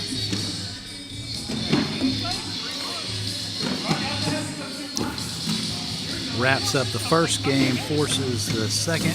Shouldn't say forces, they'd play that regardless. Goes to the second game. Baron will start off.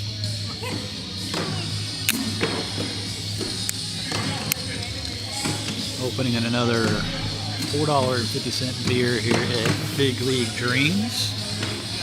If that doesn't sound good to you, then join us tomorrow night at the After Church in Midlothian. It's just off of Ovilla Road. Before you get to Ovilla, take 287, exit Ovilla Road, go north. It's about 5 miles up the road, 4 or 5 miles up the road on your left-hand side. It's an old horse farm. We turned the barn into a wedding venue, and that is our home at Sia Sports. The best thing about it, it is a small venue. We've got heat, we've got air conditioning. It is BYOB, so bring your cooler. Don't have to pay high marked up prices for your adult beverage. And tomorrow night we will have the food truck there, Silver Knife. I'm sorry, the Shiny Knife. I have not tried them yet. Looks like they have some very tasty sandwiches. I'm looking forward to trying them out. So if you come hungry, come join us and play, or just come and watch and get something to eat. For those of you guys very new to cornhole, maybe you haven't even tried it yet, we have a beginner division that we run every Wednesday at the After Church for Sia Sports. Usually gets somewhere between 8 and 12 players. It's only $10 for the beginners. We pay out 100% of the money after the gate. We have to pay $5 of your $10 to the venue. So $5 from every player gets into the prize pool, it gets paid out. It's not a lot of money, but everybody there is a beginner, so it's low pressure. It's a good time, good people.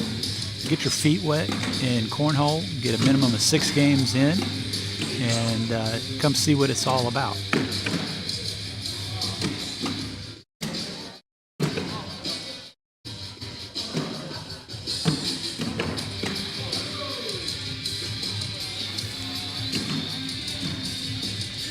.80 lead to start for Baron and John. We've seen that before, though, with Luke and Katie, where they've gotten behind and come back to win.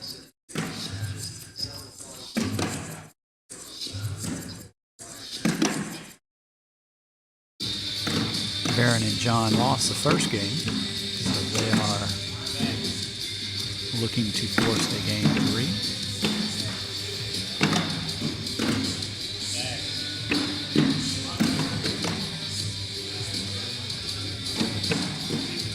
Correction, Baron and John won the first game, so it's Katie and Luke that would have to force the game 3 by a win here. Down 10-0, they've got a big hill to climb, but we've seen them throw some good bags, and I think it's possible for them to come back. Luke needs to get aggressive, find his line, put some points up when Barron misses his spots.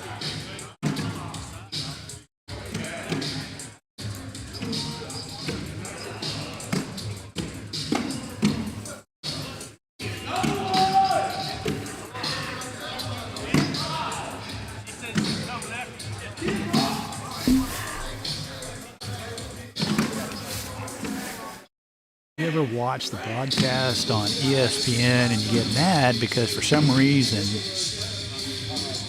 in between rounds they go to a scene from the side where you really can't see the board, and it's not until halfway through the round that they finally show the overhead view of the board so you can see what's happening? I just did that, and I apologize. It's not the first time, and I'm sure it won't be the last.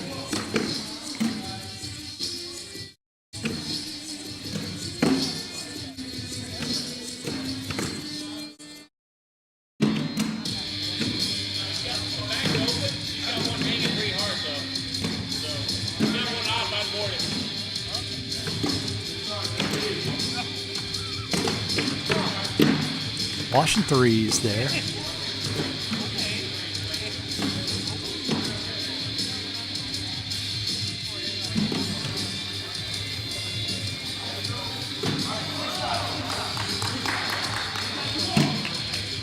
I'm going to take a minute to acknowledge my partner in this. It's been a lot of work, been a lot of fun. We've got a lot of work to go, but couldn't do any of this without Todd Omer. Those of you guys that have been around C4C know that he's really the glue that holds everything together for JD, and it's been a great big help from me as well with this. He got here at 11:30, set up all the boards, had everything ready to go, and behind the scenes he's doing even more than that. He's typically the one that runs the Scorholio brackets here at C4C, and we wouldn't be able to do all this without him. So a big thank you to Todd Omer and all the time and work that he puts in. And really, you know, none of us get much out of this financially. It's just the enjoyment of the support of this sport and the satisfaction that a good event's being put on. 13-1 here for Barron and John over Luke and Katie. Opportunity here for Katie. Needed a hard push.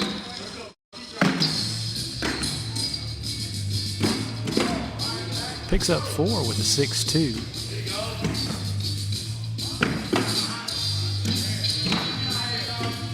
Four much needed points there from Katie. Nicely done.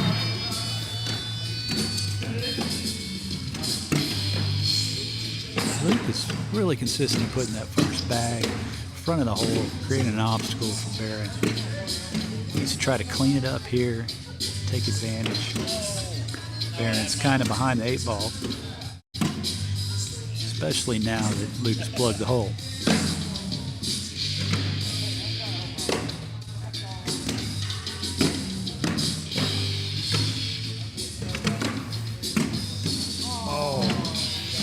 Tough bag there by Luke, didn't fall. Did I track both those if I airmail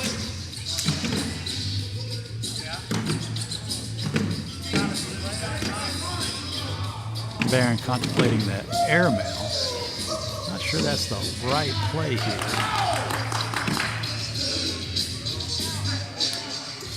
Gives up a big number to Luke.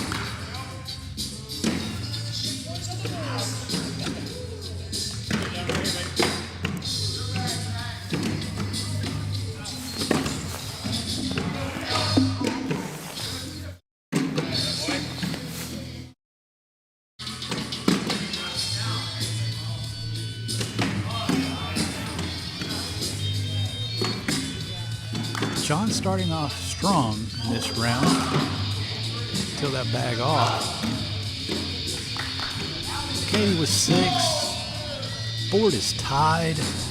John really doesn't have anywhere to go except to board it to pick up the 1, which he does a good job of.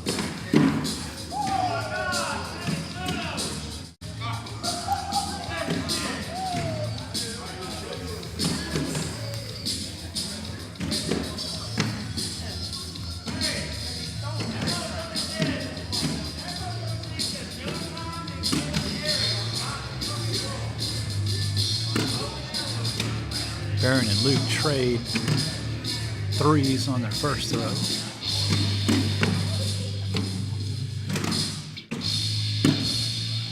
Baron in with 9.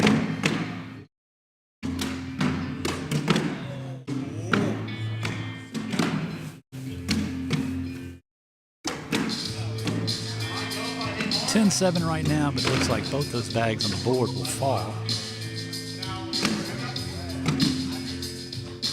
Luke decides to go with it to wash 12s. First washing 12s that we've seen tonight. Nicely done with the air meld there by Luke.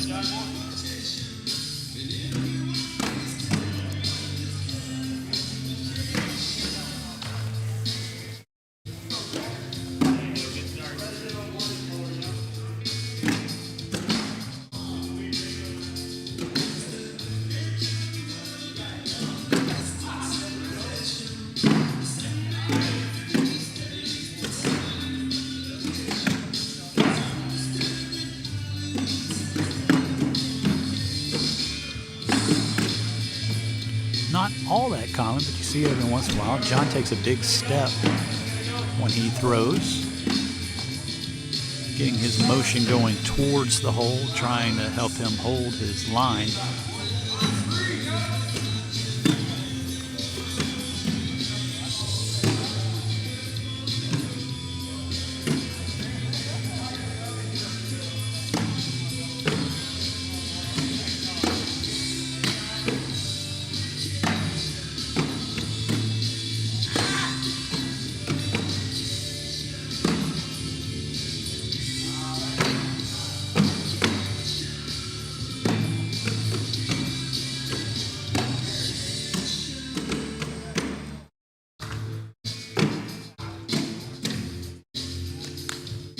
Another good round there by Baron.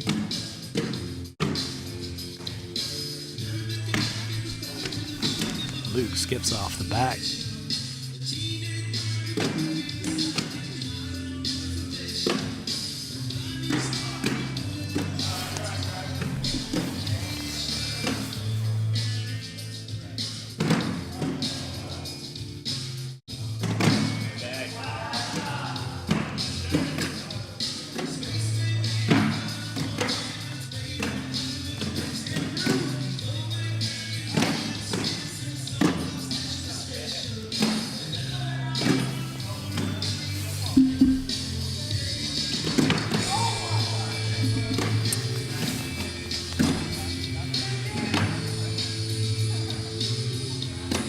That should do it. Baron and John knocking off Luke and Katie in the quarterfinals.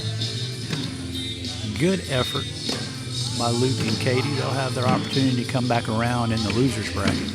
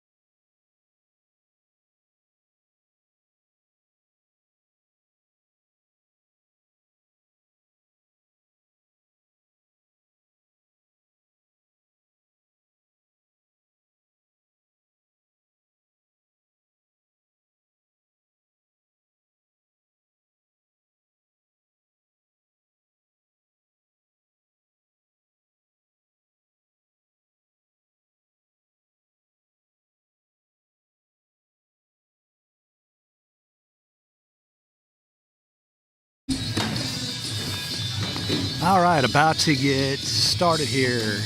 Round 4, semifinal of the winners bracket. We have Sammy Soto, Taylor Wilkerson playing Keith Ledwig, and Jason L. I believe it's Lopez.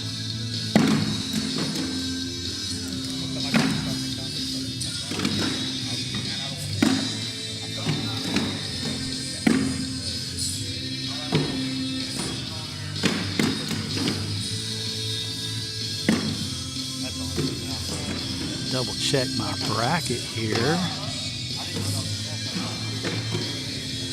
Make sure this is still a winner's bracket. I could be wrong. We may be down to the loser's bracket now. This is loser's bracket, single game, 21. Sammy and Taylor start off with a 4-0 lead on Keith and Jason.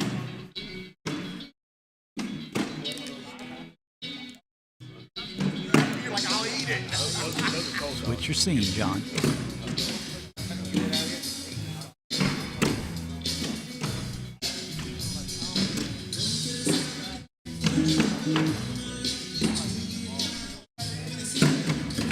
Keith and Jason throwing the Bowie bags, and Sammy and Taylor throwing the ever popular tonight center bags.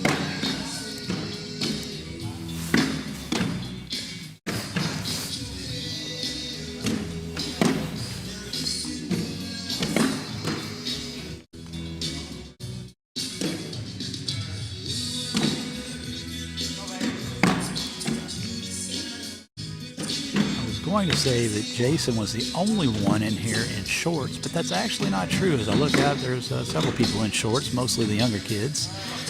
Dylan, Airy, Sammy, Jason, and Luke, all crazy enough to wear shorts.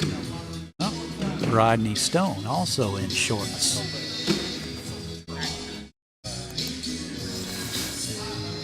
Big round there by Sammy.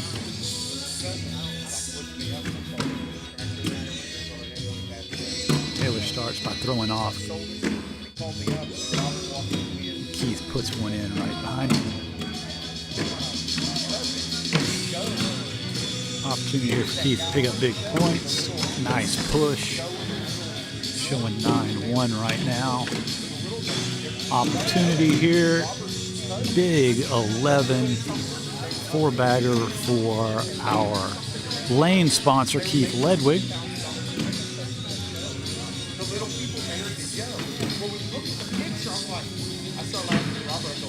Keith works for Jeff England Motor Company in Cleveland. They can make you a good deal on a used car. Keith was gracious enough to sponsor one of our lanes tonight. Good to see him throwing well.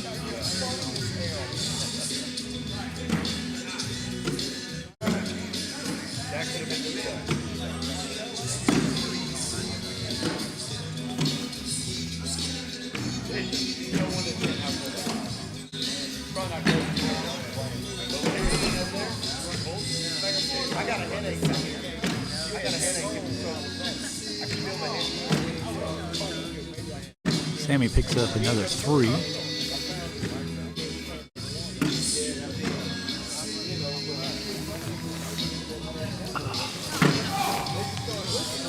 Starting to get a little bit cooler here. BLD, not sure what the temperature is, but I think it's probably in the high 40s. At least the wind's not blowing. We get a bad breeze that blows through here when the wind blows. So glad we don't have that tonight.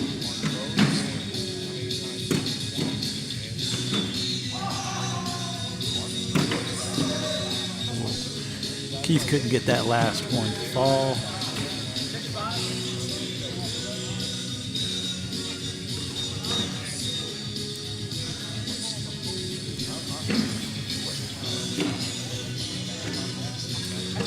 Taylor picks up a point. Every week I'm trying something.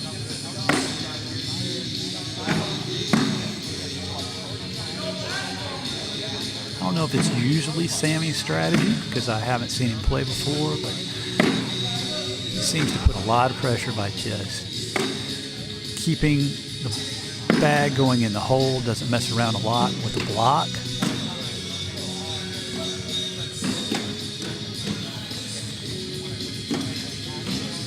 That strategy is definitely working for him in this match.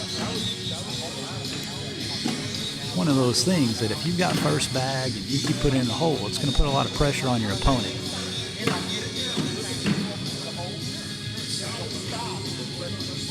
Make them chase you, I guess, is the thought process behind that.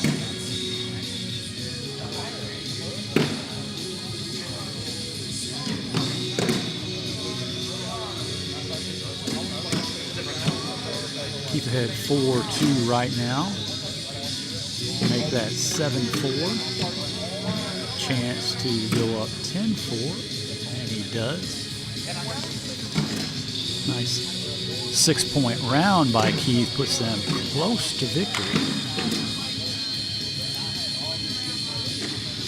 Jason can get 1 point here. They would move on to the next round.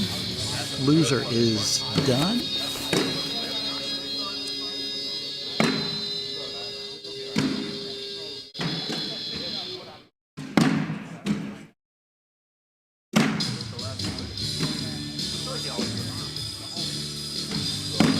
As I mentioned, Sammy just keeps putting the pressure. Hole after hole.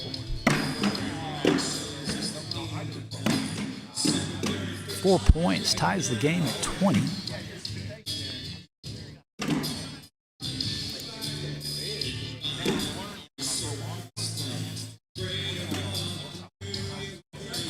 Taylor will have first throw and control of the board. Goes off the back. Hurts, but not over. Nice job picking that one up.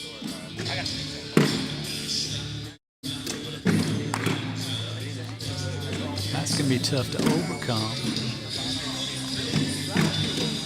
And that should do it. Keith and Jason pull out the victory over Sammy and Taylor. They'll move on in the loser's bracket to the next round. Sammy and Taylor are unfortunately done for the evening. Keith and Jason will stay right here, play Ryan and Rodney next. We will go to the bracket here for you so you can see where things stand.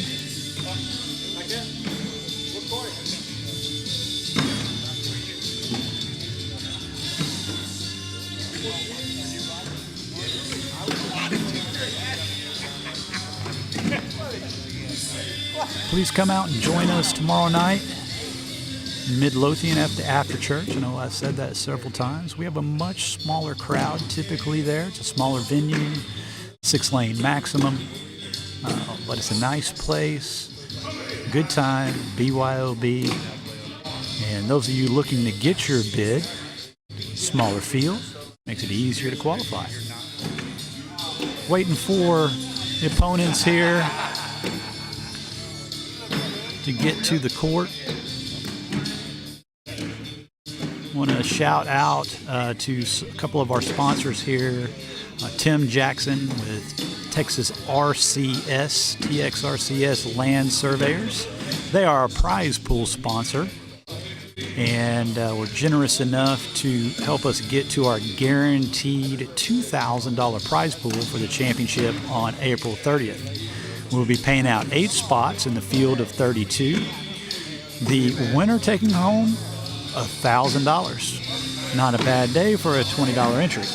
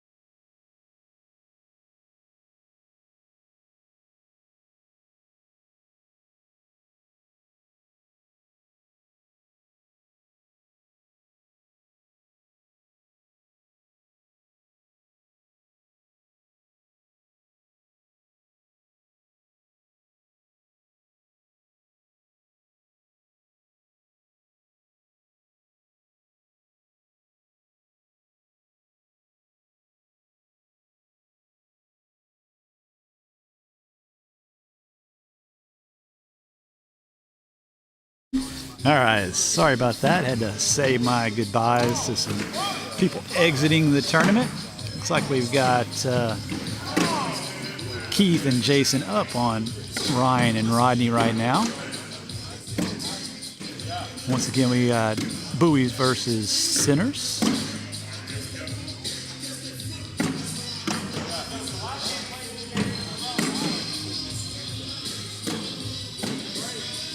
Washing eights.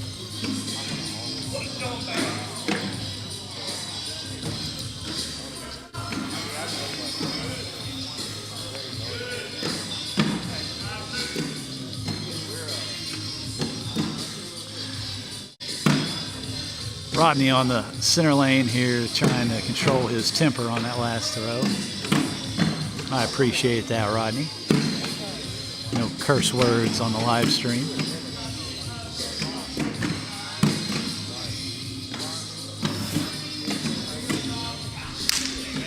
Keith goes off the back, pushing Ryan in. Ryan can't capitalize fully on it.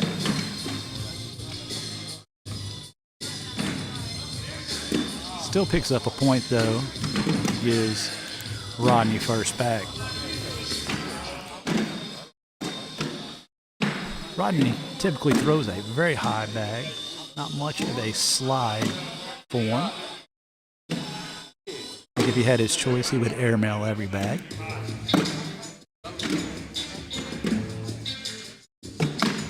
Jason goes for the airmail, knocks his own bag off the back. 6-3 right now.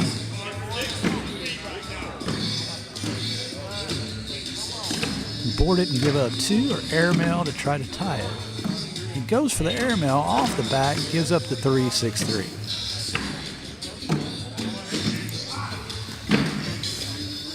Age-old question. Cameras look good. Thanks. They all Appreciate look it. good. What software are y'all using? The software is called OBS, and it's free. Really? Yeah, Just have to plug and play. it's totally free. Yep, those of you at home that are thinking about doing some kind of broadcast, some kind of live streaming, OBS is a free software. That's what we're using here. It's probably the most popular. There's also, the other one is Streamlabs. Some people call it Slobs. Streamlabs OBS, that's a newer version put out by Logitech. Has more features, but it's a lot more demanding on your PC. So if you don't have a gaming PC, I recommend this OBS software. It works very well.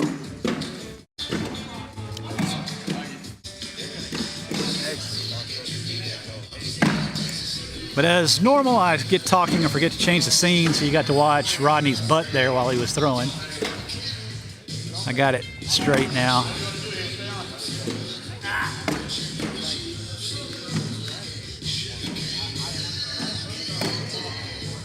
Jason not having a lot of luck with his airmails.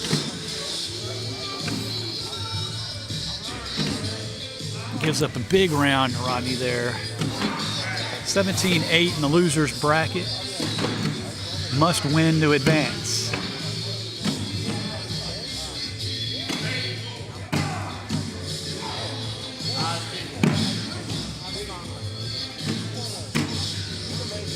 Keith throwing slick side. Going straight for the hole.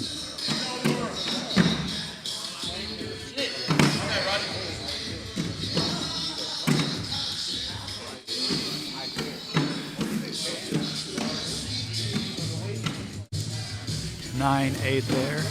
Keith picks up 1.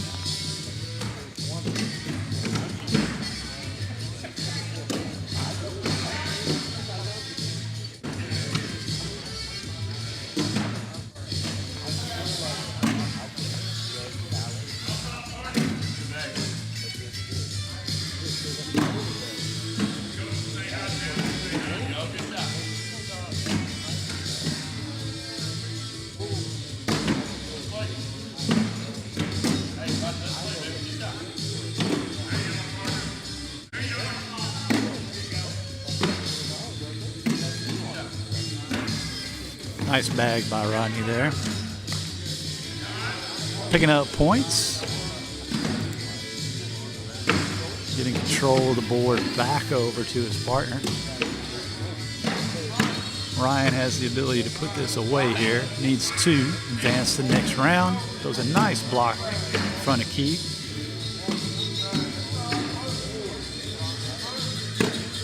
Good slide right between them. Use the lane.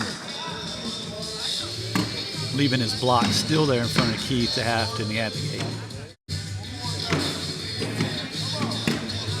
Another good bag. Doesn't quite fall, but in a good spot. Commanding lead on the board right now. Got 5-3. Ryan has a lane. He can try to shoot through. Could even pick up his own board. Misses. Still has the lead 5-3. What's up? I'm watching this.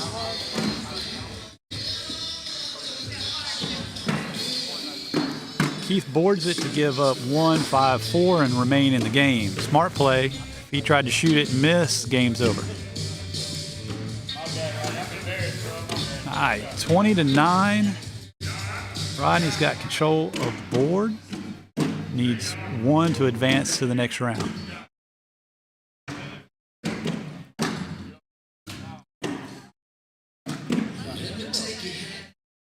Nice bag over the top by Rodney.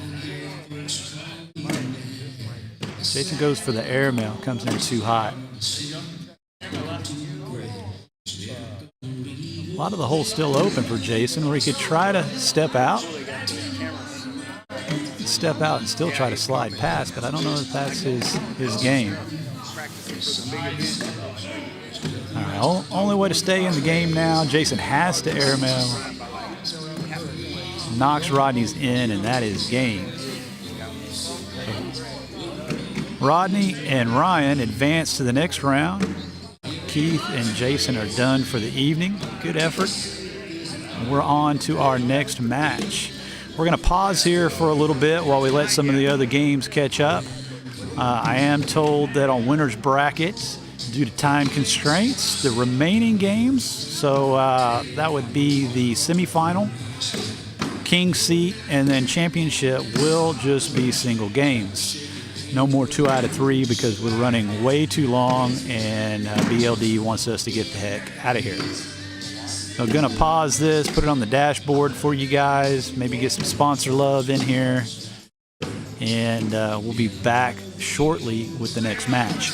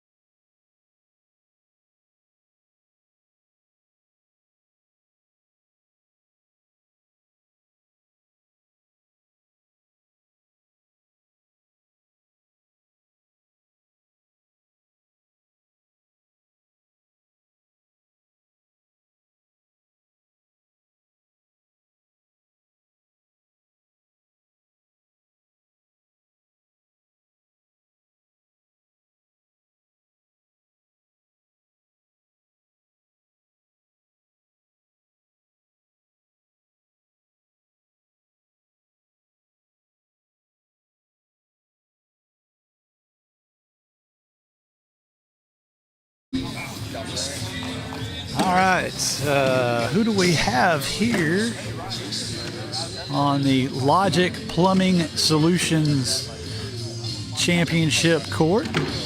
We got Rolando Rodriguez and Papa Airy against Landon Villarreal and Jacob Adame.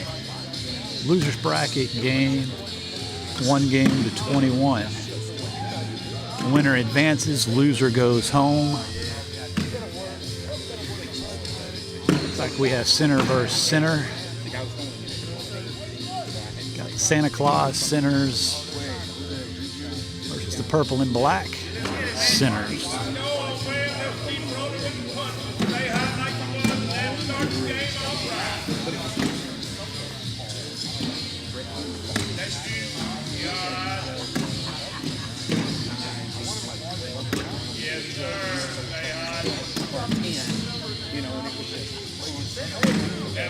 And then I had a bag on the whole. Washington's to start off. Good start on both players. I got it. I went up and I hit it, dragged it. I got Rodney Stone behind me still talking about the throw that he missed. I guess cornhole is like fishing, always talking about the throw that got away.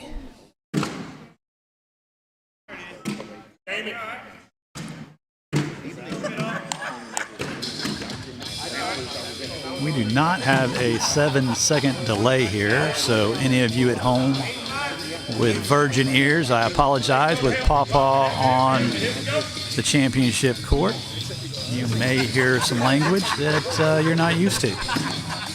Colorful, that's what we're going to say, colorful.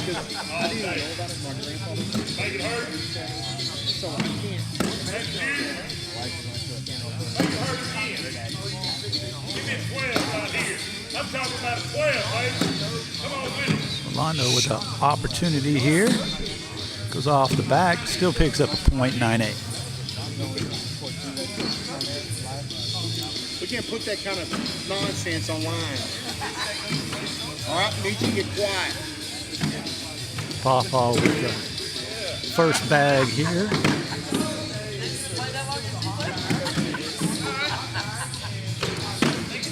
And Landon trading bags on the board but out of play.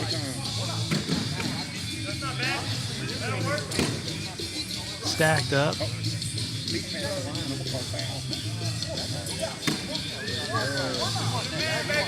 Picks up 2 bags there. Nice play. 2 points for Pawpaw, 8-6.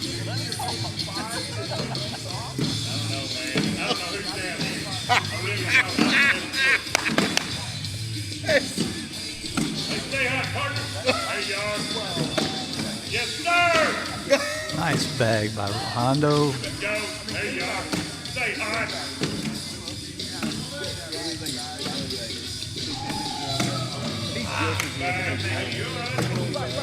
Even up here, Washington 7s.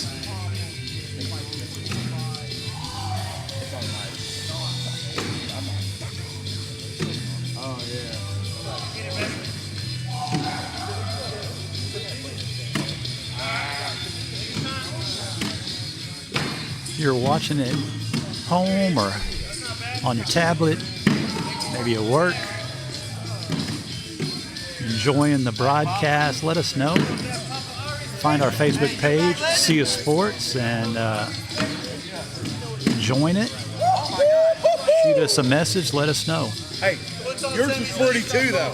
Yours was pretty too. Starting to get a little bit of a crowd here, standing around watching. Makes it more fun when there's spectators involved. Good back, partner. Yes, sir. Hey, now come on with it.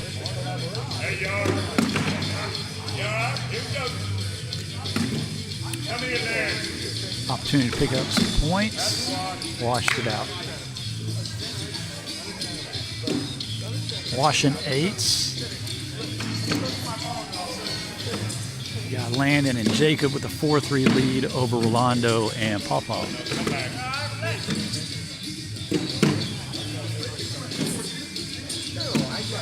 Landon in command of this round. Stacked up on top of Paw Paw. Good hard push, puts 2 in. 10-3, 7 big points picked up by Landon.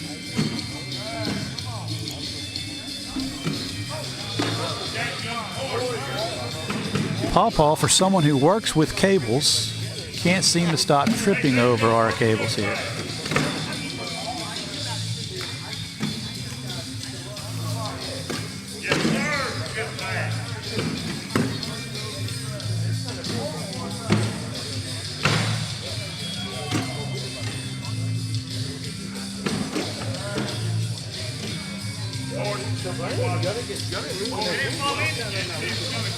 Had to step away there for a minute, fix our cables. Paw Paw keeps tripping over. They've held up pretty well, but I'm definitely not eager to replace them. Good bag by Landon, putting pressure on Paw Paw right off the bat. He goes off the back. The back, number 2. 7-0 right now from Landon.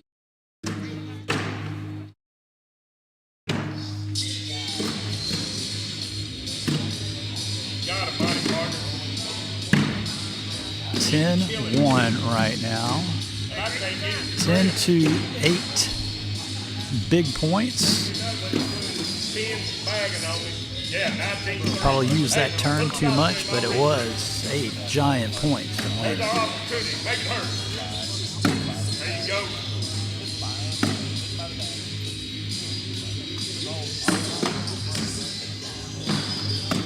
There we go. Yes, sir. 5-3 right now for Rolando. 5-4. Picks up 8-4, 4 points. Enjoyed it, man. Huge points there. Huge points to try to stay in the game. And Paw Paw's got to take advantage of having control. He's throwing really deep. Throwing very deep. Bouncing over the hole and off the back.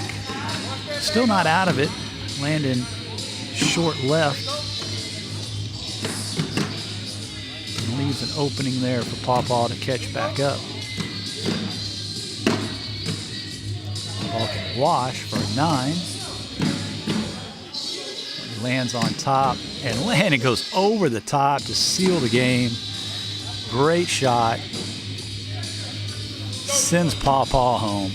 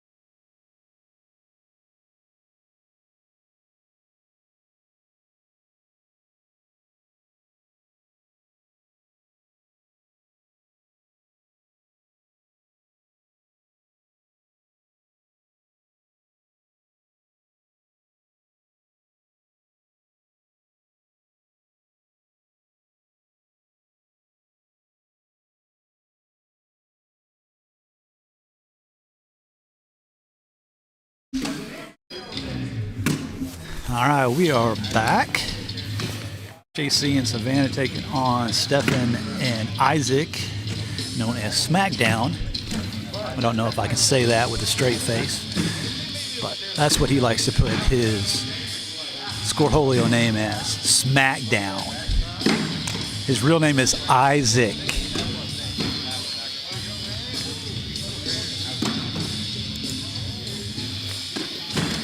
Doing the down and back right now before we get into the match.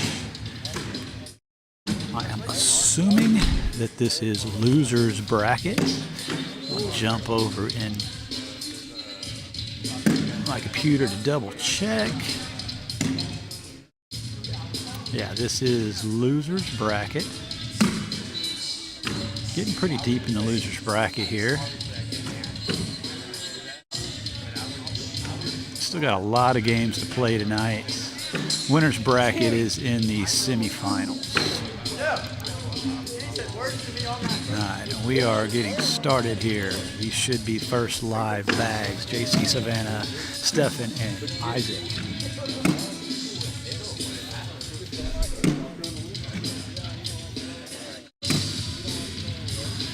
JC Savannah throwing the Big D Bonnies, it looks like.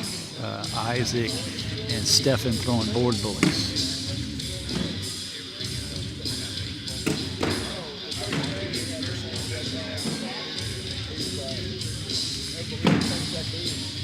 I think personally, the Big D Bonnies, and I'm just saying this because Big D is our title sponsor, but they might be my favorite bag out there right now.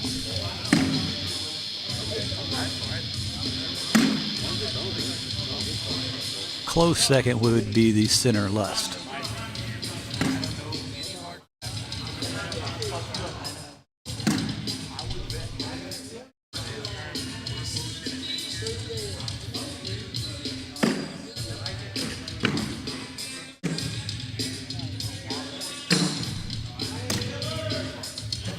Stefan cannot match the airmail by Savannah. And tries to board it, but it goes off the side. Another missed airmail. That should give us a 5-2 score. Pick up another 3 points for JC and Savannah.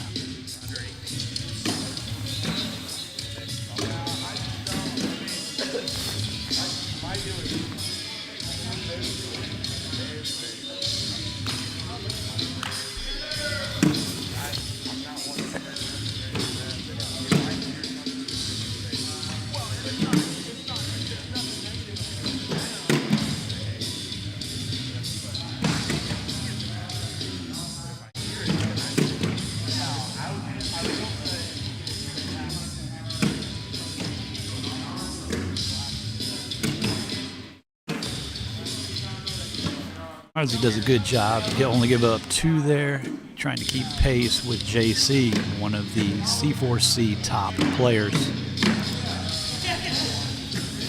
Tough draw here for Isaac.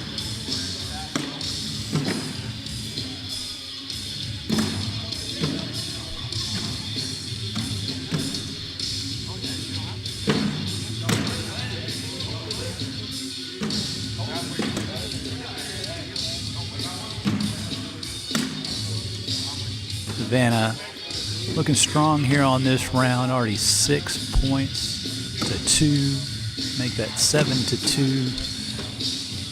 Stefan either needs to go in or give up 4.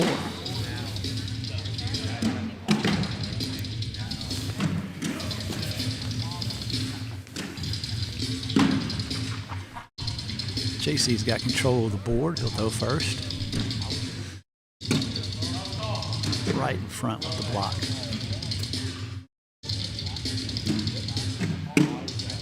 Cleans up his work. And up 6-1.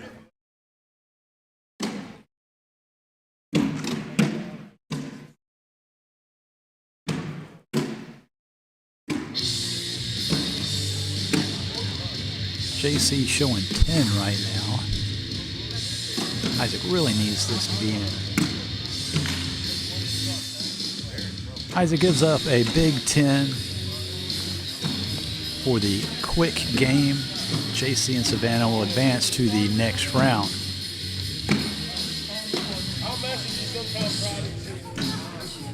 We're doing the one game now?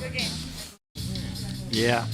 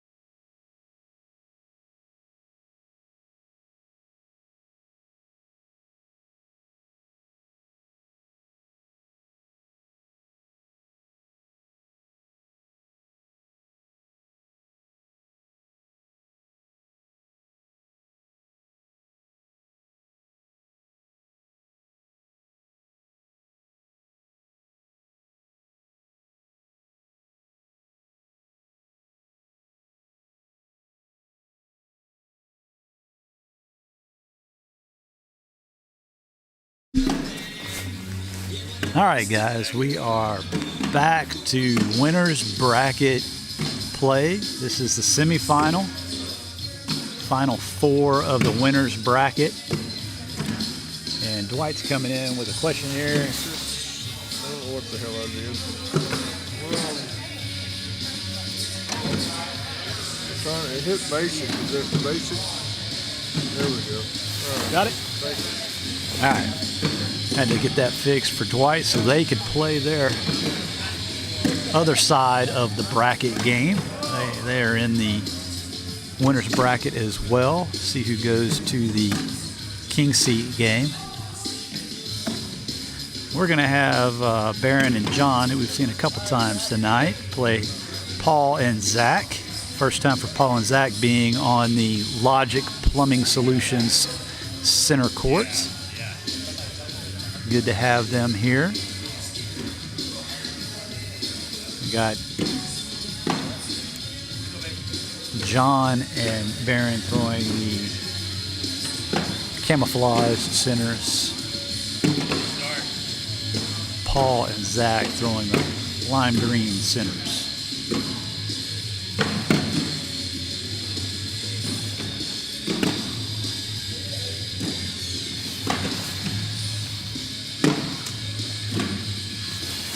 Boards definitely have seemed to slow down a bit as the night has gone on. I know it's not humidity because it is far too cold in this place to have high humidity. Maybe the cold's affecting it.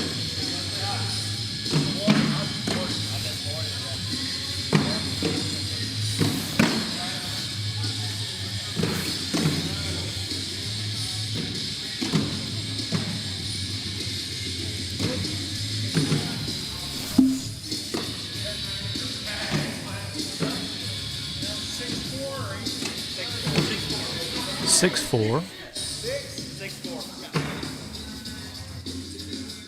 6-4, John picks up 2 on Paul.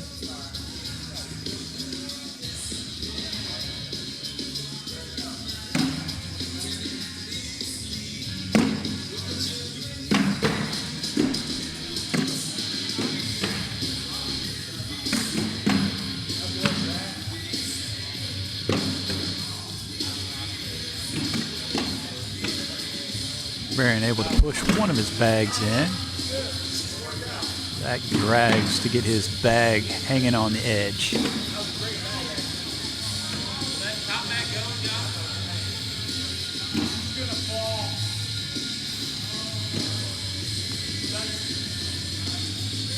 Baron asking if the top bag of Zach's will fall if he pushes through, and it's iffy on whether we'll catch it, and it hangs up.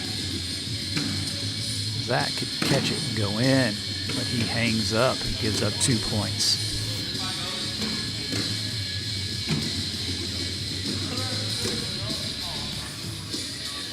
Back-to-back 2 points gives them a 4-point lead. Baron and John over Paul and Zach.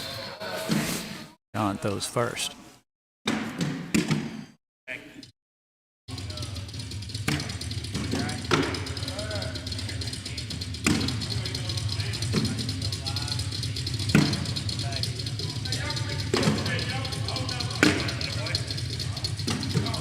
Nice bag by John to go over the top. Paul still got his lane open. Paul with a chance to get 2 points, but he leaves it short and washes 8s.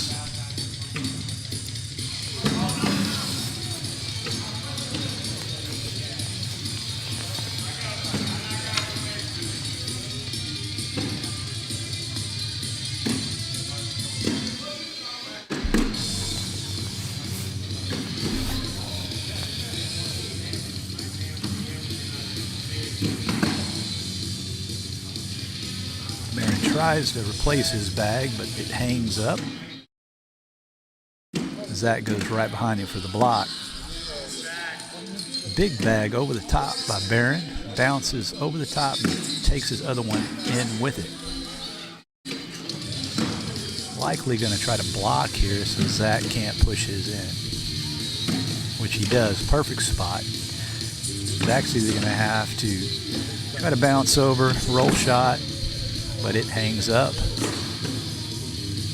Gives up 4.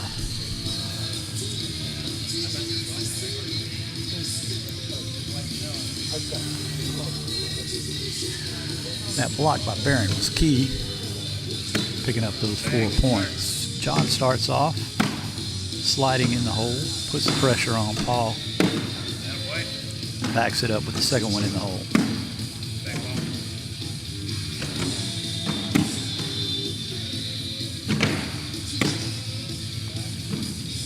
Trouble here. 2 kind of out of play. John blocks behind, picks up 4 points with the 4-bagger.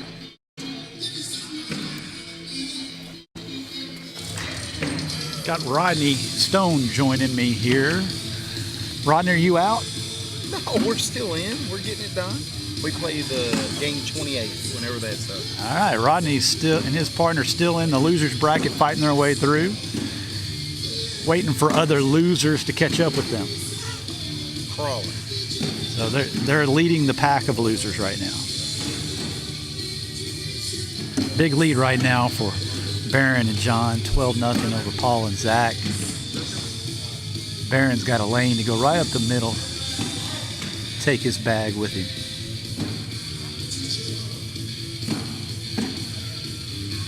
Good throw, but it caught up on his bag on the side, stopped the momentum.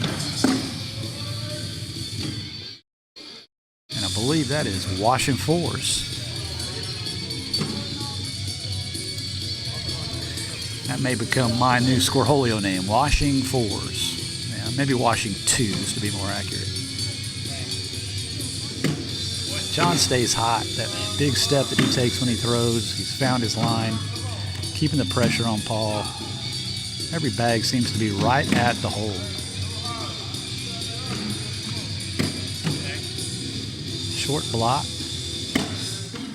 Aaron tries to work past it, but it gets caught up at the hole.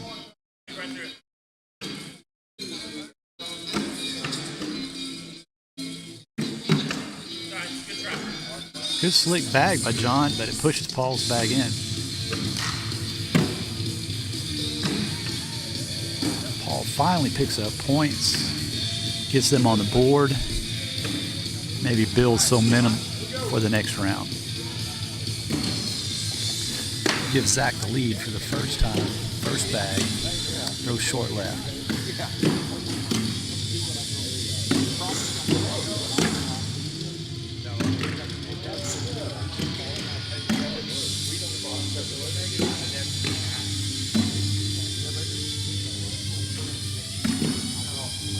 Barron opportunity right here. He's already going to get points. Got 1 point showing. On gives him 2. Airmail drag. Picks up 6 points. 12-6. Big shot by Barron.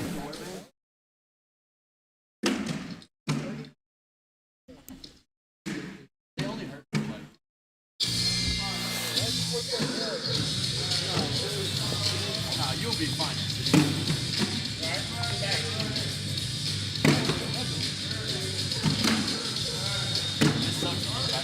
I need to get a setup like this for me and my son. It's not that expensive either. It's not. I need to do it for me and my son because we like to record. So we want to get into it. I'd like to do it just for my little set of board at home. But I haven't. I looked online for it, but I don't want to just do anything. I want to figure out what the right thing to do is to build it. Talk to me when this match is over. I'll tell you about how the setup works. That's fine. That's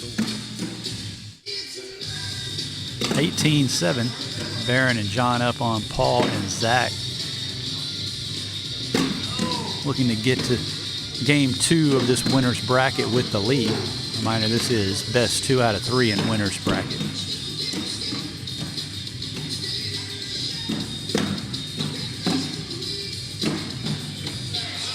Washing 8s.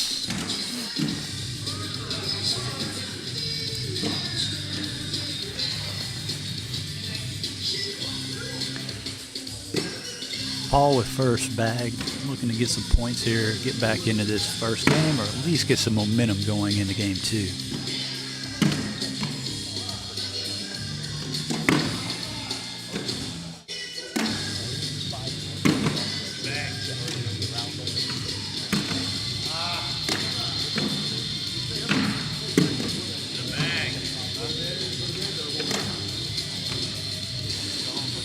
John has found some confidence as the night has gone on. He struggled a little bit earlier when we saw him on the championship court. He's really come around where he's so consistent right now.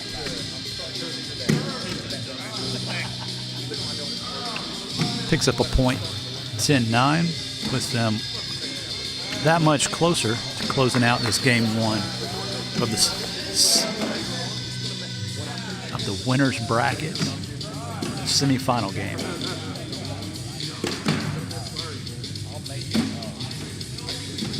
Baron V block up front.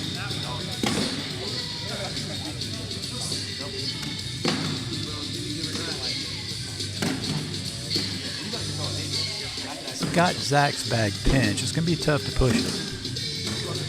So he piles it up. Either looking to take his 2 points or maybe airmail to put some more pressure on him.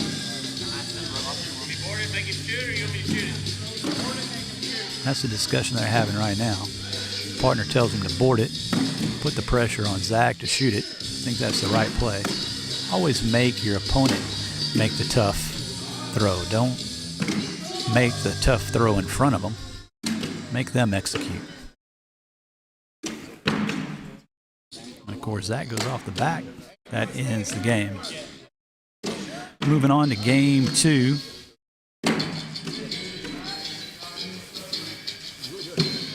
They elect to stay same sides. We get started with Paul throwing first bag.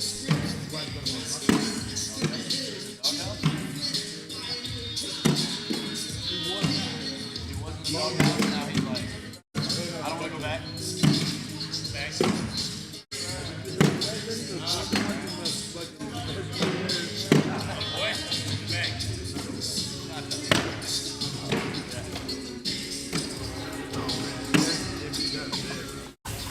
8-7. John picks up a point to start off this second game.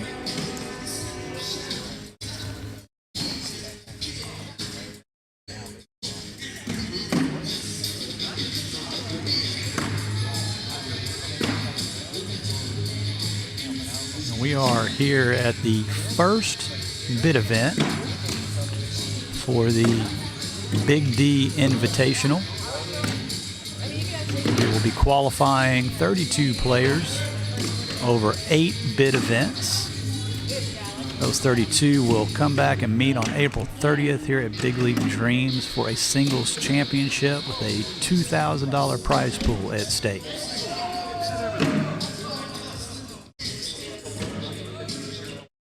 Come join us, see if you can earn a bid to play in that and get some of that money. Great bag by Zach.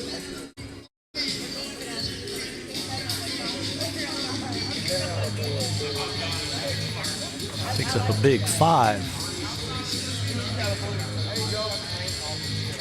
Paul and Zach look to see some more of that. They want to stay in this match. Got to win this game to force a game 3.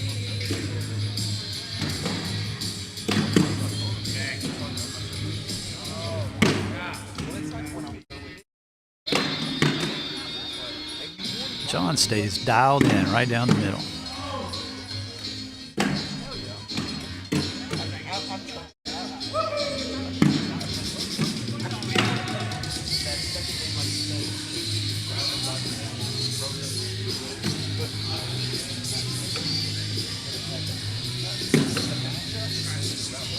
Washing 8s.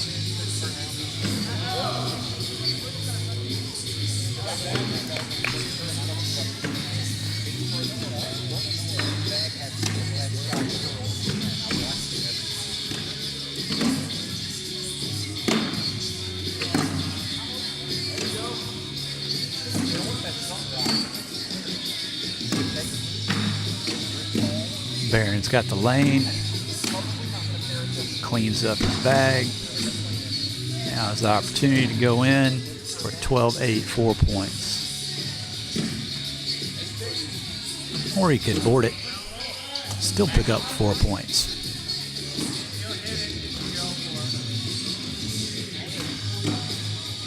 Only thing he wants to avoid is bumping Zach's bag, pushing it in and leaving his on. Successfully boards it, still picks up his 4, 10, 6.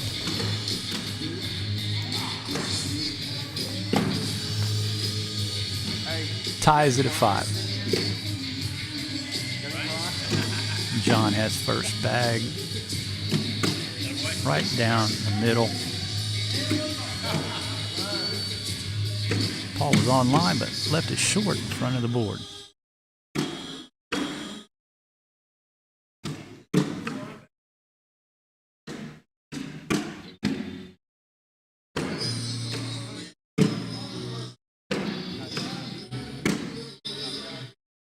John picks up 3, 8-5.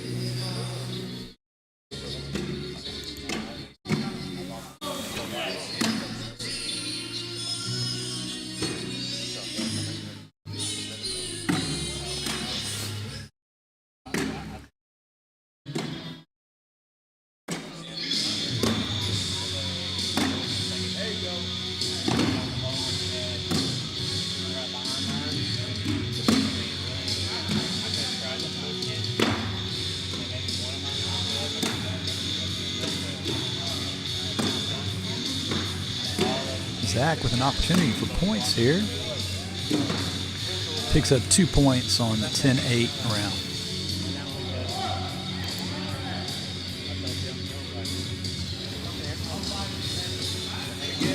Paul's got first bag. Just telling Zach that he'll eventually find his line.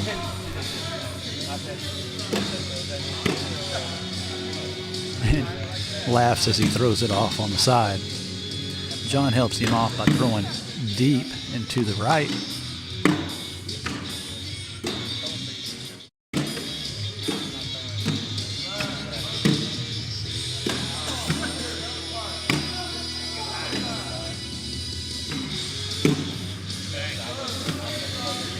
Paul comes back to pick up a .98.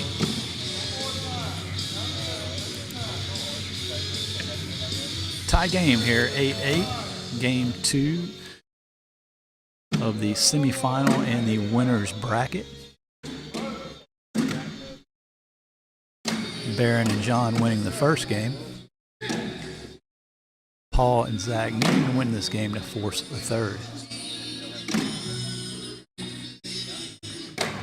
Stacked up, Zach is in good position. Great airmail by Barron, but it did leave him hanging. Barron needs to go in for a wash. And he does. Oh, take that back. 2 points. 10-8. Barron picks up.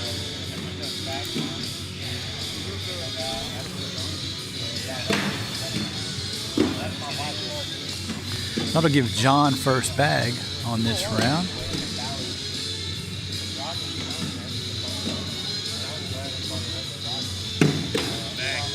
Good bag right in front. Causing Paul to throw wide.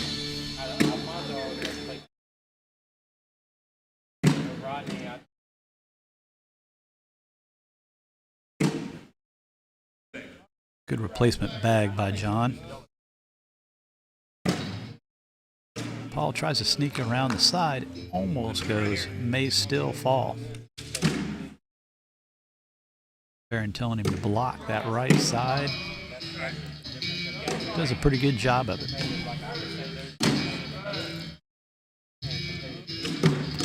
Paul trying to decide, does he airmail? Goes for it, but it kicks off to the left. 6-3 gives up 3 points.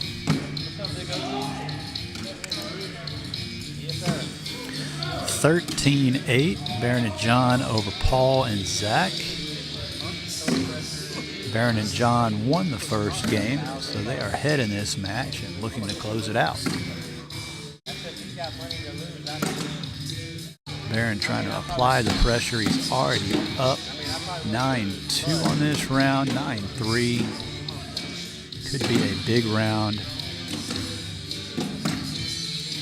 12-6. Big 6 spot gets them to 19. John will have first bag. Wouldn't expect anything less than right down the middle.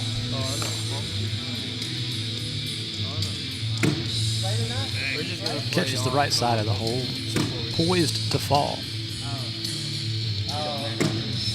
And it does on the next bag. Nice shot by John. Paul wide left and out of play. John really puts the hammer down. Cannot lose now. John closes it out with a 4-bagger. Awesome throwing by those two. That closes out the match. And Baron and John move on to the king seat. We should have the king seat match coming up shortly.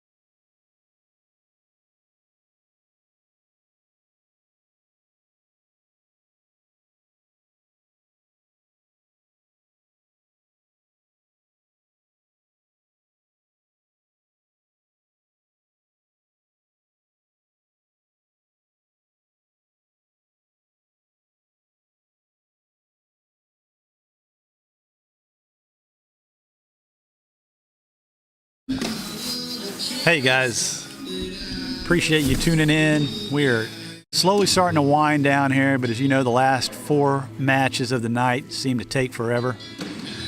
11:30, I'm guessing we won't get out of here till 1 o'clock before it's all wrapped up. I appreciate you tuning in, watching the content, giving feedback. Pretty excited with the way things have gone for our first big live stream. We'll continue to fine tune it over the next few weeks, getting ready for the championship in April. If you are interested in CU Sports coming and live streaming one of your events, it doesn't necessarily have to be cornhole. It could be any other event. Give us a call, reach out to us on Facebook, let us know. We are open for business. If you want C4C to come in and run an event for you, fundraiser for your Little League baseball team, for your church or your school, that's what we do at C4C, Caring for Community, is we provide a cornhole tournament fundraising opportunities for organizations that need those fundraisers. We are a fully official licensed 503c. So all of that goes through our tax ID, and you get the benefit. So that's what we like to do. We do charge a fee to come do that. So we would take a portion of the money that is raised, and that money does not go to pay us. That goes to whatever our master charity is of that year. We pick a new charity every year that gets all of those funds that we raise from the tournaments we put on for other people, for the tournaments we run for ourselves, and the leagues that we run for ourselves. Every dollar that goes in after expenses, and those are hard expenses, not labor, all that gets donated to charity. That's something that J.D. Thompson started over 10 years ago, and he's done an incredible job raising money for those in need in our local community. So reach out to us, reach out to C4C. If you have any needs along those lines, we would be happy to see if we could fit you in on our schedule and do what we can for you. We've got a couple games that are trying to wrap up so that we can get to our King Seat game. And it looks like that may be wrapping up over there on one of the other lanes. And we'll get the King Seat game going right here. We've got a few teams left in the losers bracket battling their way to try to get back to the championship. Going to take a break right now, and hopefully we'll be back here in about 5 to 10 minutes with that King Seat game.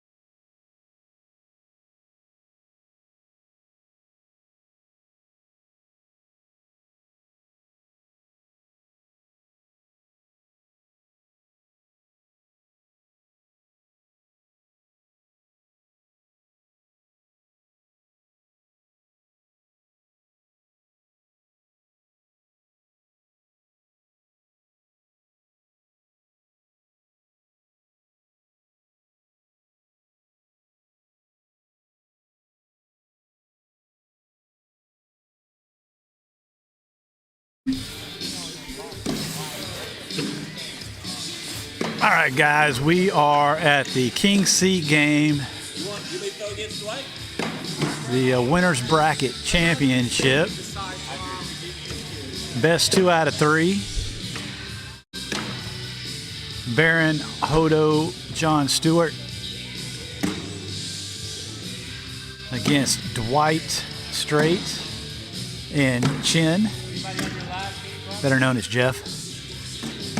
Not really sure what he wants me to call him during the broadcast. Jeff Myatt. They have flipped. They're working on their down and back.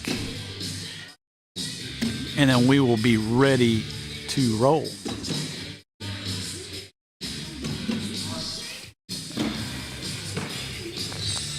Jeff, which bags are those? So Lust versus Lust. Couldn't be a better endorsement for a bag. Both of them made the championship of the winners bracket.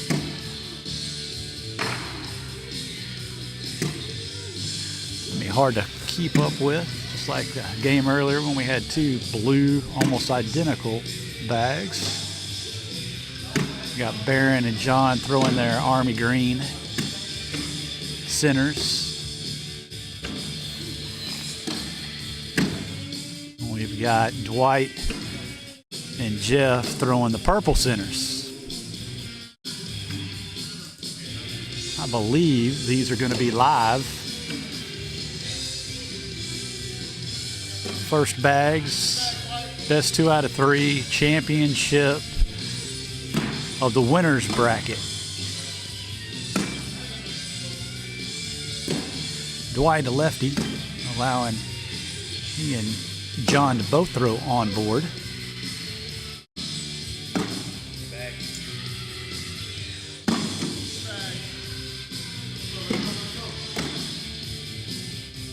That one may fall off if hit hard enough.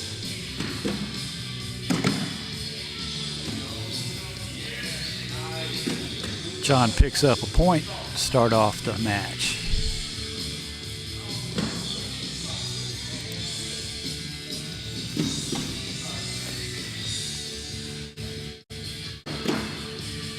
Apologize in advance if this match takes a while, if we have Jeff doing the scoring.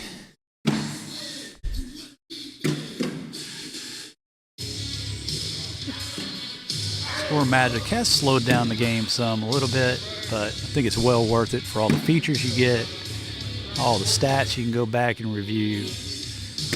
Scoreholio continues to be innovative, improving their product and being the best option out there for tournament directors.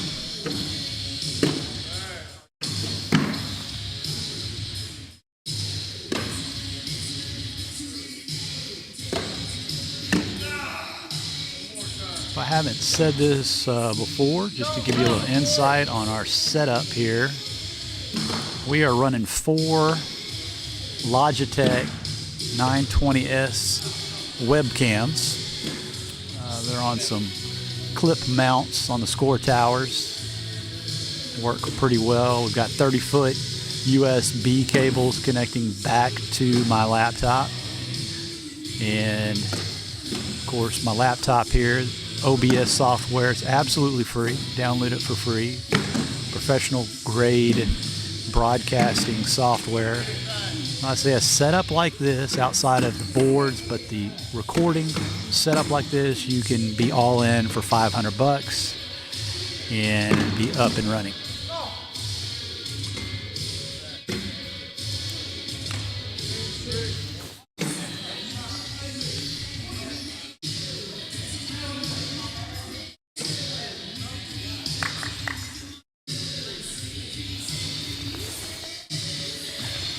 Early lead by Jeff and Dwight. 6-1. Jeff has first bag.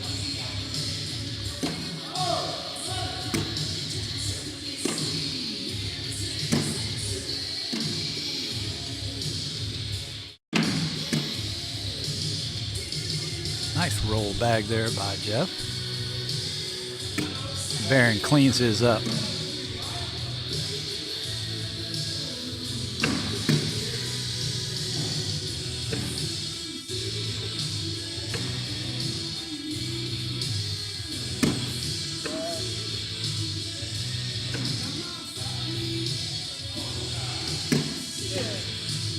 Barron with the opportunity to pick up 2. And he does. Nice 4-bagger, 12-10.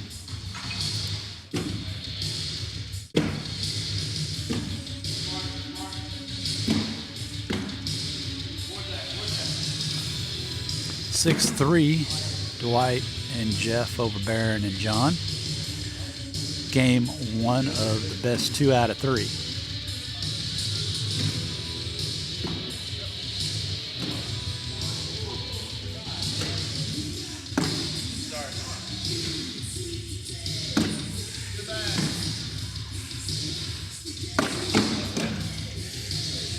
Both teams throwing extremely well right now. Of course, they probably have all night to get to this point. It'll be the final 2 in the winner's bracket.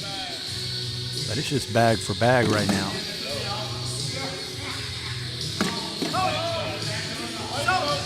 Washing 12. It's only the second time tonight on the championship court that has happened. Nice round by both players.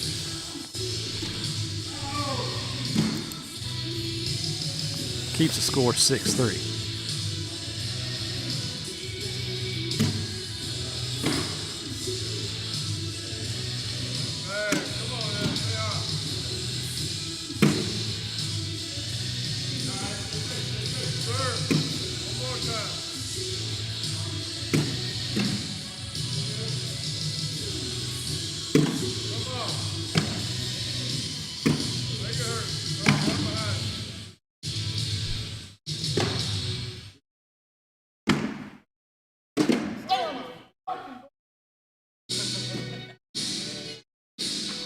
Little foul language there from Jeff. Doesn't realize that the microphone's pretty sensitive and picks up everything. But he picks up a point, 9-8.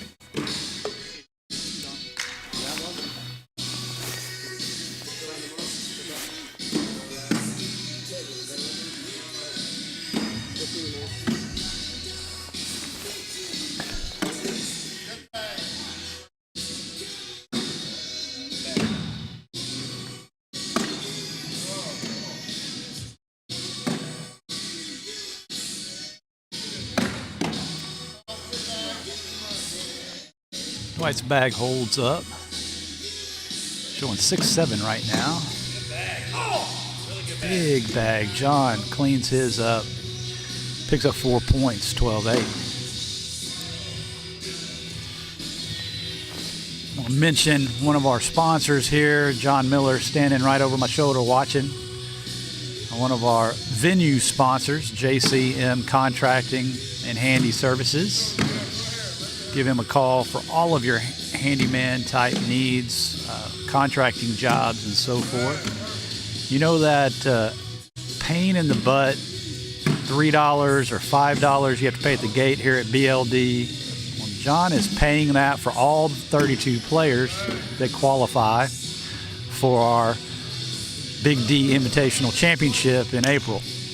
We're making sure those guys don't have to pay a dime. They don't have to pay to enter into the tournament.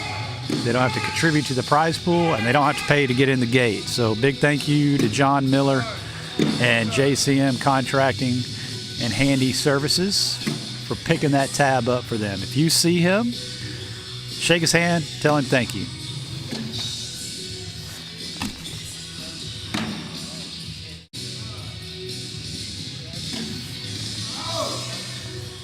Seven. 10-7 on that round. Ties it up, 7-all. We got 5 teams left here, 2 here in the winner's bracket and 3 in the loser's bracket at this point, battling it out. All 5 will be in the money.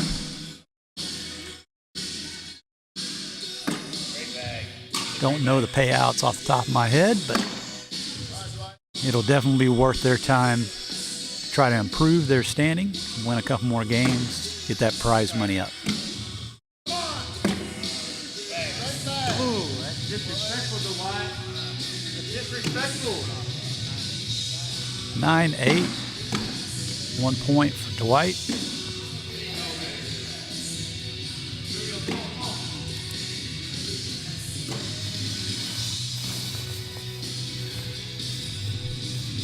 Chin will have first bag here.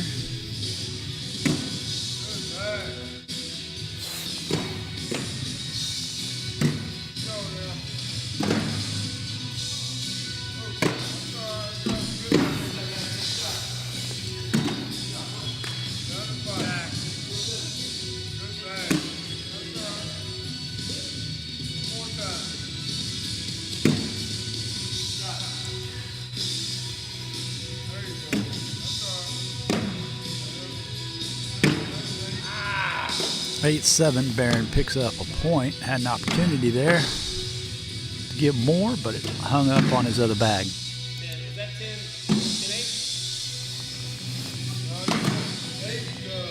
10, 8-7. You can tell it's getting late in the evening. People are struggling to pick up the scores. Very common, courtesy of Michelob Ultra.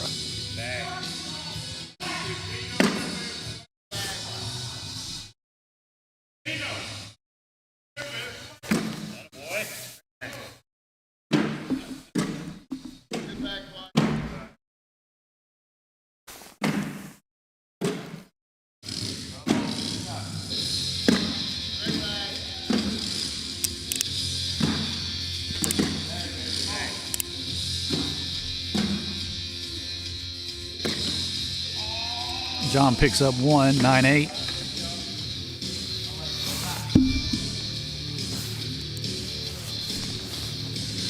And that just happens to be our score. 9-8, Barron and John over Dwight and Jeff. Game 1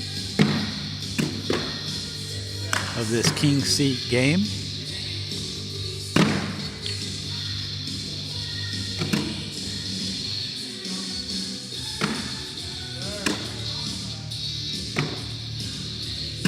Losing team here is guaranteed no worse than third.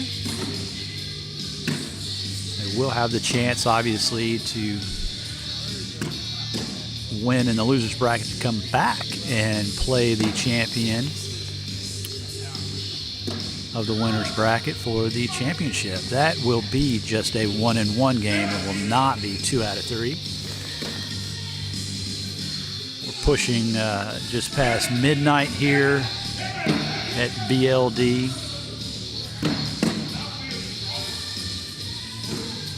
Lesson learned. Don't think we'll do 2 out of 3 again. But it's been good. Nice reward for all the people that came out for our first bid event and braved the cold. Expecting a bigger turnout next week when it is 78 degrees outside and nice and warm here in the soccer arena.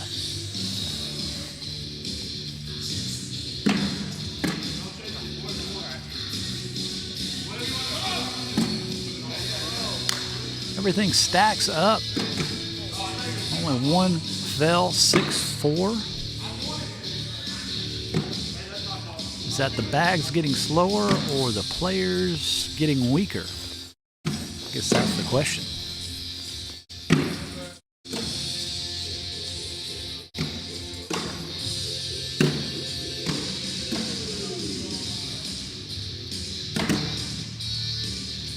Unlike some of the previous games where we would see a team really run away with it. That's a pretty quick game, especially in the losers bracket. This game pretty tightly contested.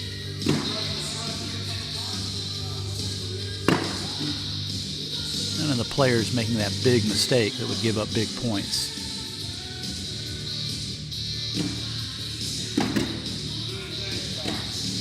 Nice bag from Barron. Almost picks up his other bag hanging on the left side.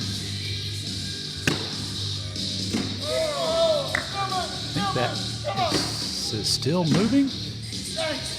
That's a 10-6-4. That's about as big as we've seen.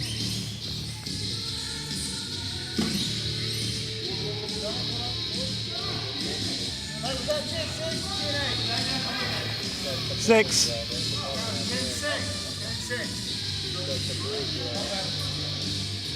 17-8. Baron and John over Dwight and Jeff. Again, this is just the first game of this match.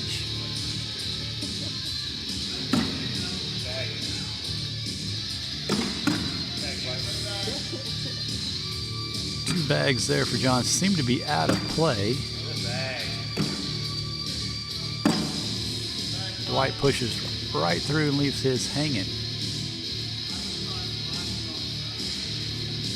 Best play for John here is to block right behind. Nicely done. It's going to force Dwight to have to airmail, maybe land on top. He does it. He gets one to fall. I think he picks up two. That looks like 8-6.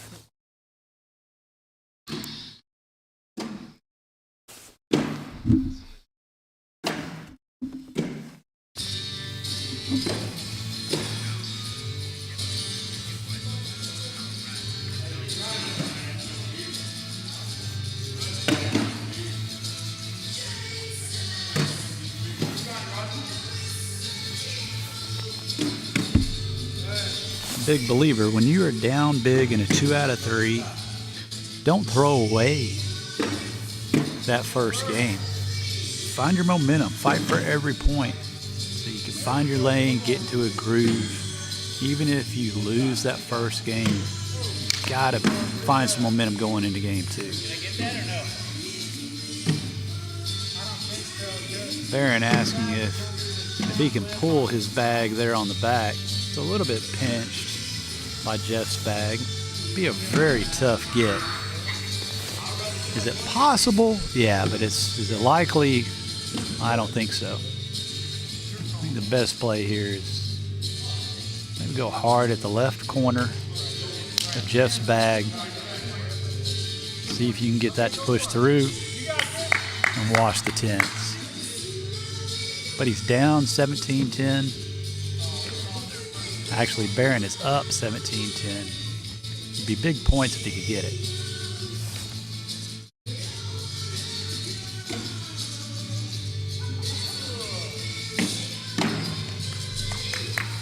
Throws deep, goes off the back, gives up 3. One thing you don't want to do is let your opponent back in it. That gets them within 4 and striking distance. And Dwight is someone you do not want to give any kind of leeway to. As I say that, he throws wide left. John Stewart continues to impress with his consistency.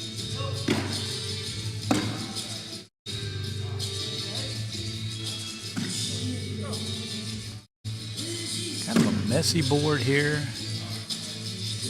Got 2 on the floor. Washing 5s. Pretty uncharacteristic of those two, but winds up in a wash, so nobody hurt.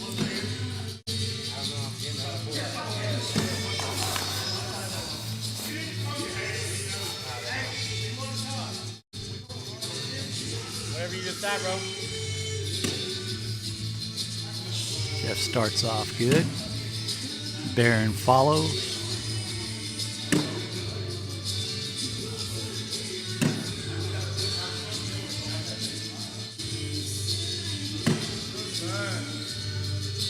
Bag on the right there, Jeff's likely out of play, but that one is definitely out of play now from Baron. Kind of evens things up for Jeff.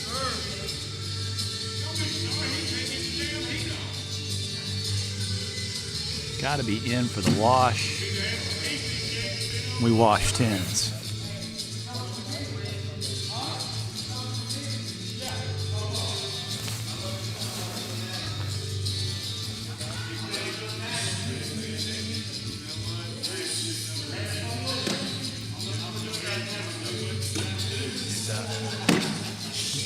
That for a second.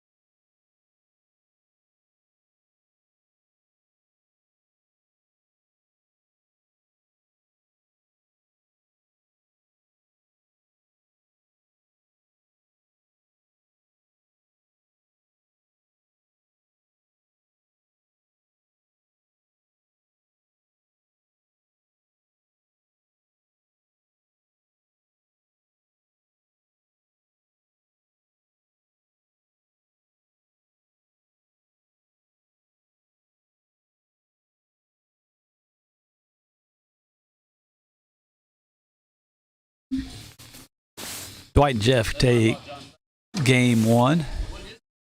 Going to game 2 here. Baron and John, Dwight and Jeff. Game 2 in the winner's bracket king seat.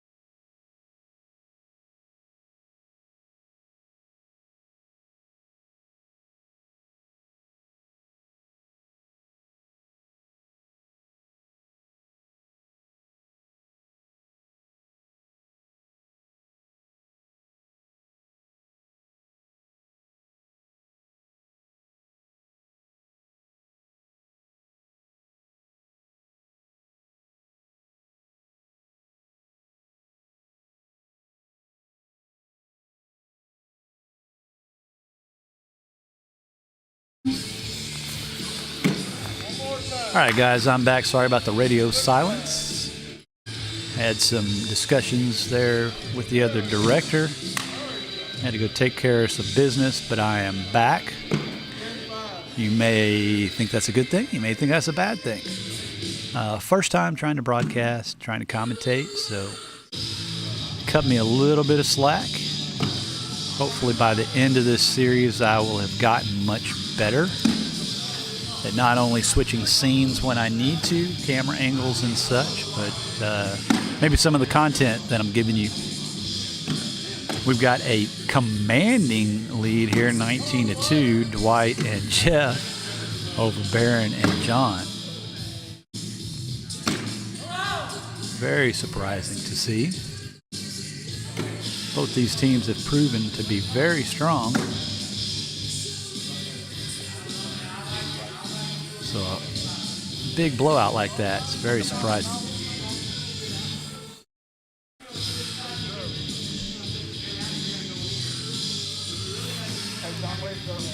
Hit the submit.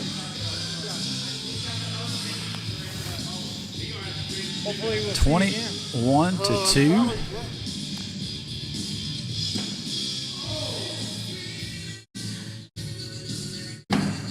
21-2. That is the winner's bracket king seat game. Commanding performance there. And we've got 3 teams left. We're coming back with loser's bracket. See who gets back to the championship. Going to pause here for a minute. Take a quick break. We'll come back with that game. We've got that game and then the championship. And that'll wrap it up here at BLD in our first bid event number 1 for the Big D Invitational.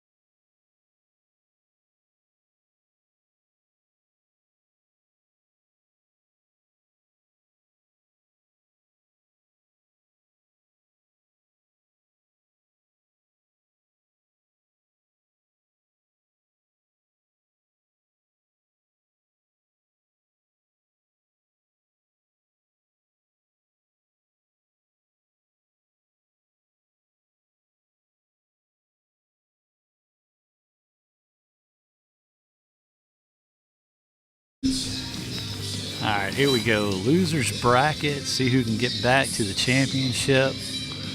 We've got Ryan Hodo and Ronnie Stone versus Baron Hodo, John Stewart. Center Lust versus Center Lust on the bag selection. Baron and John throwing the Army Green. Rodney and Ryan throwing the orange.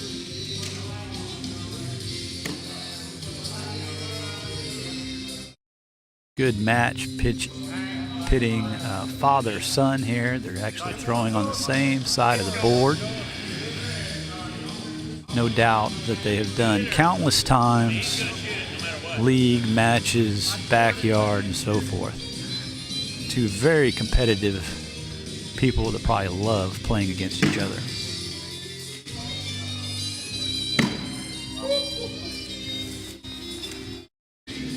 Whopping 3-2 to start off this match. Y'all be good. See you guys. Appreciate it, guys. We'll be in San Antonio tomorrow, brother. So Okay. We won't make it. I got much shit going on. Well, hopefully next week we'll catch you. Yes. All right? Saying goodbye to the Airy's, Papa and Dylan. People are starting to leave. Probably only going to be the last 5 or 6 people here, as it normally is for the championship. Hopefully when we get to the Big D Invitational Championship, we'll have a large crowd, considering right afterward we'll have the TCL Regional Doubles. We'll have a bunch of people coming into the venue getting ready for that. Should make for a pretty exciting atmosphere. Big pile of bags there for a full 4 wash.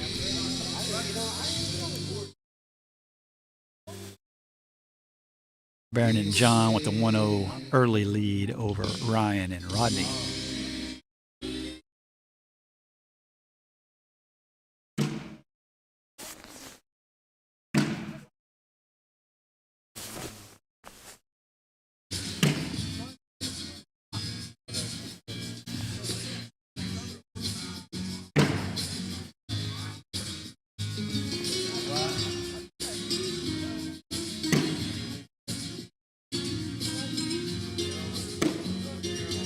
Big bag there by Ryan. Pick up 2 of his.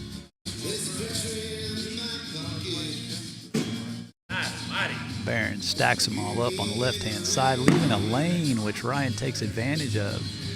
10-4 is a big 6 points.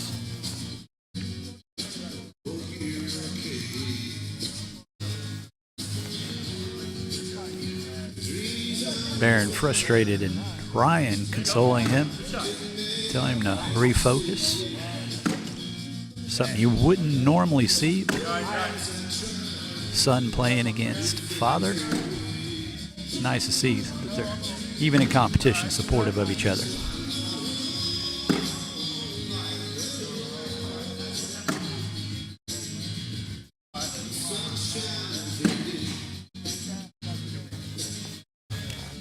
Appreciate it, man. John Miller leaving the building. Take my 4th and go home. Sad story. Good job finishing in the money, though.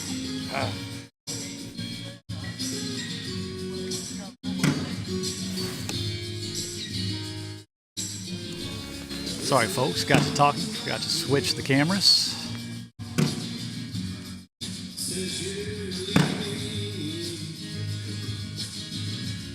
Ryan really seems to be finding his lane. His Baron's starting to struggle a little bit. Ryan's starting to get hot. Big pickup there. To the rest of my center family. Good luck, guys. Hey, Rodney, good luck, bub. We got 8-7 Ryan and Rodney over Baron and John. 1 game losers bracket final. See who gets back to the championship to try to double dip Dwight and Jeff. Dwight definitely would have been my odds-on favorite to earn a bid tonight, but he fell just short. The only player left in the top 3 that earned a bid was Ryan Hodo.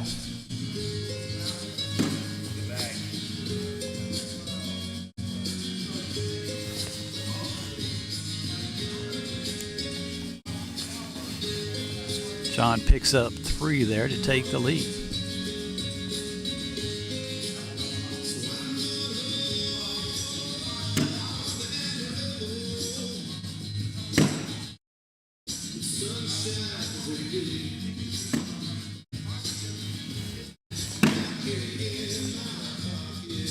Board is even at this point. Barron's hanging on the edge, but it'll be a tough pickup.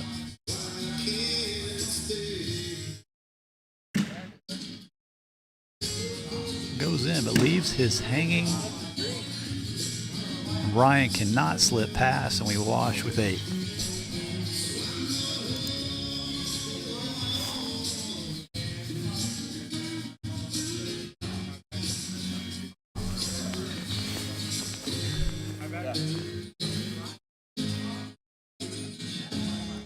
John, being the last scorer, gets first bag after the wash by Barron and Ryan. Gets really quiet in here when the music stops.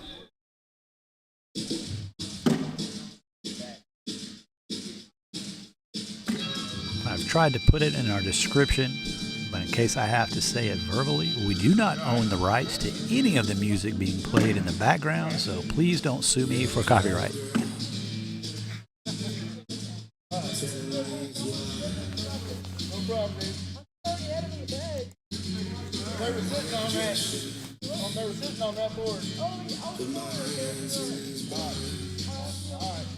John and Barron still with the lead. Barron has first bag.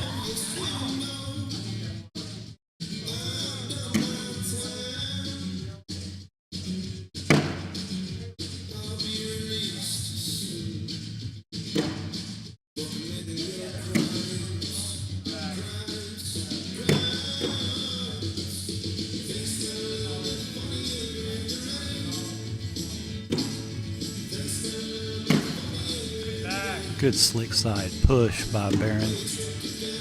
Leave Ryan's there on the edge, but he picks it up.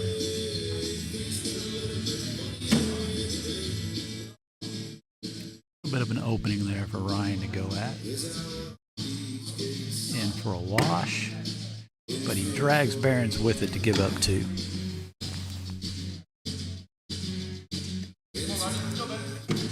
(14-8) in this single game losers bracket final.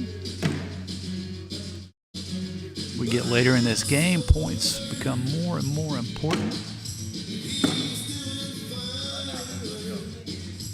John off the back, and Rodney throws a heavy block in front. Isn't able to capitalize, but he's up 2-0.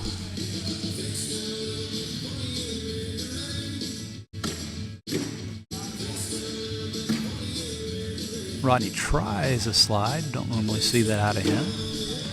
Still got control of the board. 3-1.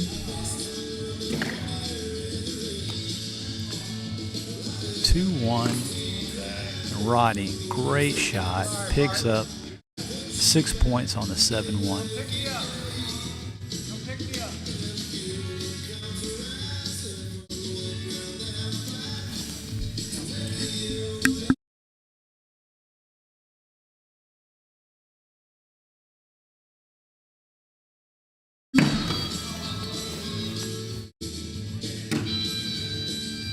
Ryan's 2 are hanging.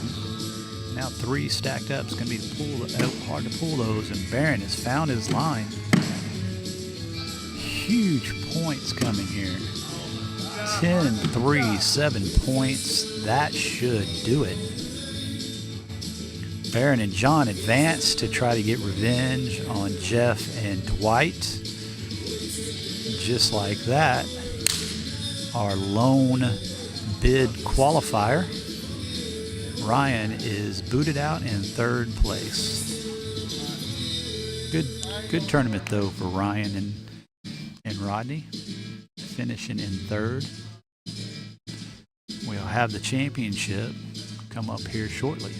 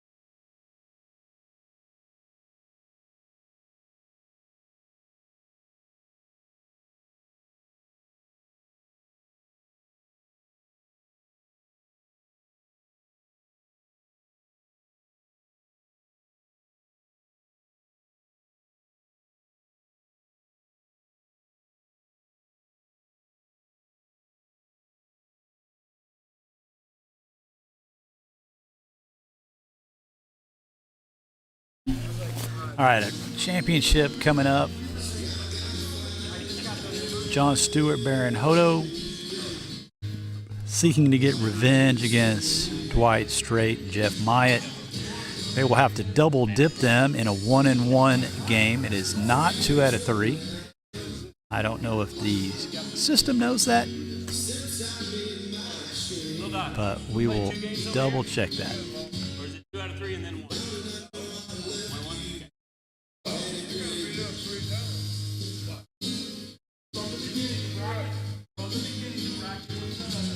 Having that discussion now. Todd is talking to the players, explaining that it is just a 1 game. It is not 2 out of 3 here. Sometimes it's 2 out of 3, and then there's a 4th game if there's a double dip opportunity, but that is not the case. This is single game championship. If loser's bracket team wins, it forces a 2nd game for the double dip. That is it. They have got to beat the champions twice. The champions only have to win 1. All right, doing our warm-up bags, and we are getting underway. I'll get the picture off my face and on to those that matter, which are the players.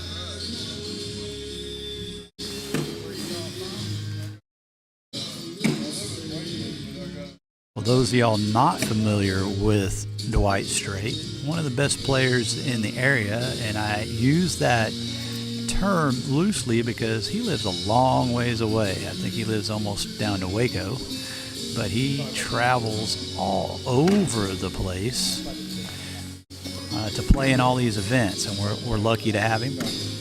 Glad he comes out to the C4C events.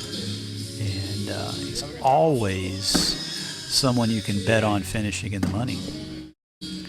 I think my new player to watch is going to be Jon Stewart. I hadn't seen him play before. I hadn't met him before, but he has been very good, very consistent tonight. Familiar with Jeff Myatt, Baron Hodo, both solid players as well. It should be a good final here that we are getting underway now. Both players start off putting their first bags in the hole.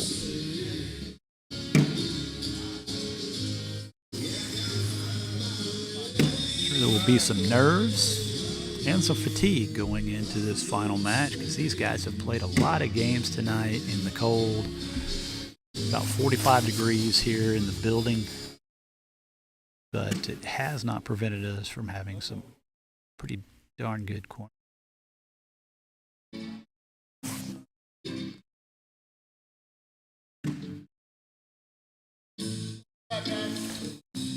I'd be lying if I told you how that even shook out.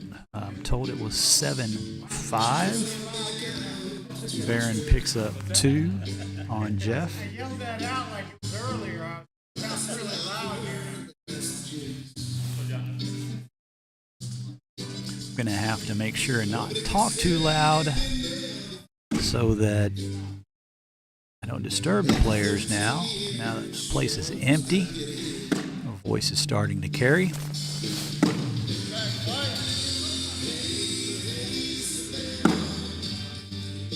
John with a bag on the back looked in trouble, but Dwight went off, opening the door to pick up 3 on Dwight.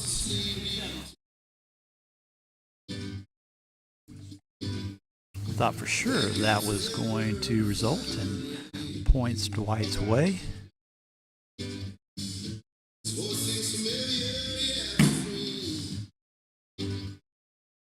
Good block out front by Baron. Forces Jeff to miss wide right. Was trying to pick it up on slick side, but slid past. Jeff goes off the back, Baron in control, but he goes wide right.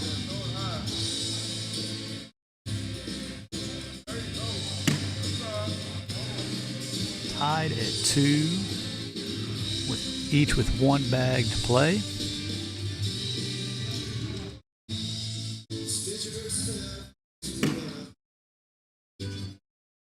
Slick side catches the back of the hole. It's likely going to slide back in with any kind of contact. Going to wash 3s on that one.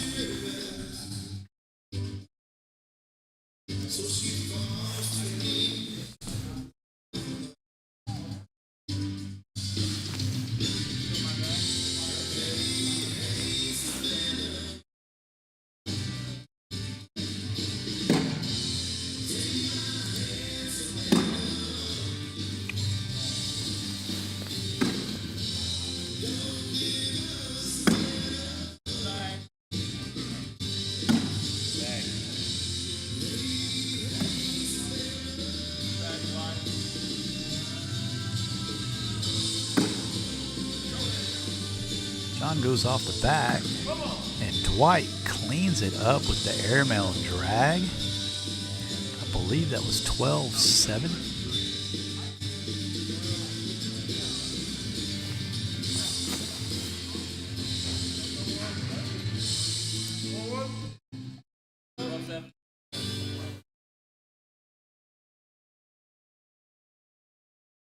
Ties it up 5-5.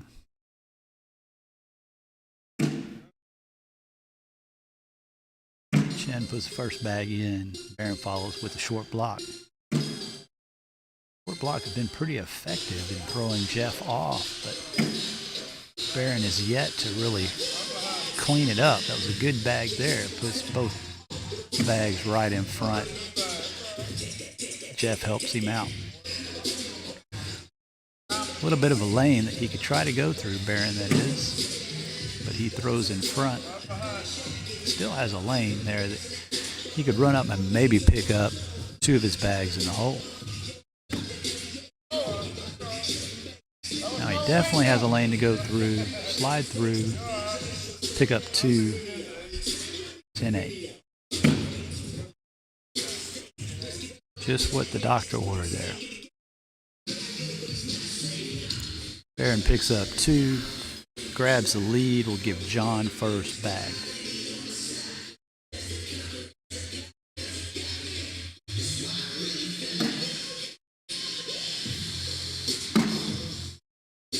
Dwight with a good block in front.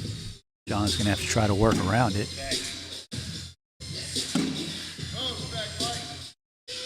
Dwight's got the hole plugged with both his bags. John can try to push through and clean them off, or he could block, but he goes short. Dwight makes it hurt. 9-2 right now.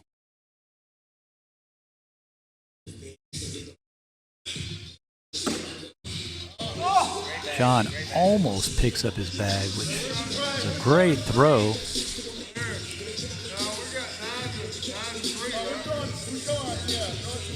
Dwight throws off because vibration probably would have dropped those 2 bags. Smart play to pick up 6.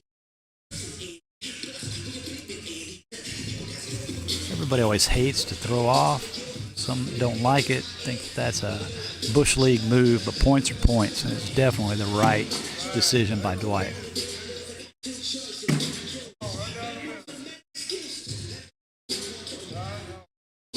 Jeff in good position here with his bag out front. Already forced Barron to miss left once. Now he's blocked it, making Jeff make the pickup here. Needs a hard push. He's throwing slow side so he doesn't blow off the back. Goes wide right.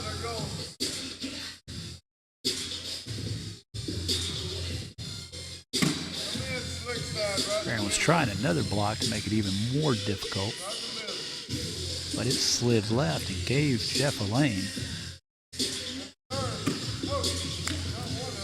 Jeff picks up 1. It's sitting 5-3 right now. Barron's thinking about an airmail.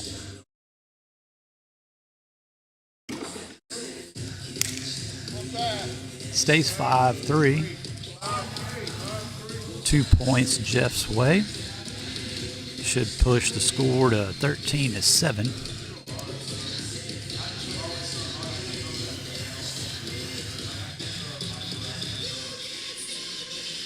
Championship game here. Jeff and Dwight in the king seat. They win this game, it is over. John and Barron win this game, they force a deciding game 2. Big bag there by John. Pick those up. He's got bumpers on both sides. Leaves it wide right. That kind of hurts. He had an opportunity for a 12. Could still pick up 4, but he leaves it left to go 8-6 and pick up 2.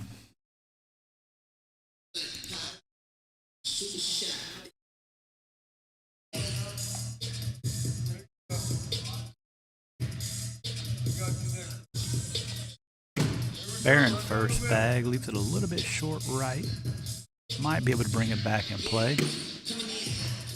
Jeff helps him out a little bit.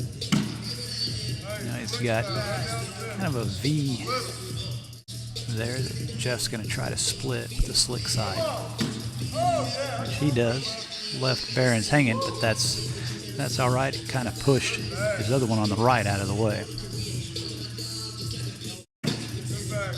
Barron cleans up his left side bag. He's got to worry about the one on the right. He can go in for 1, but he goes off. I believe that's a wash. 7 all. Both players had opportunities there to take advantage of the board and get points, but ultimately they both missed that last throw, resulting in the wash.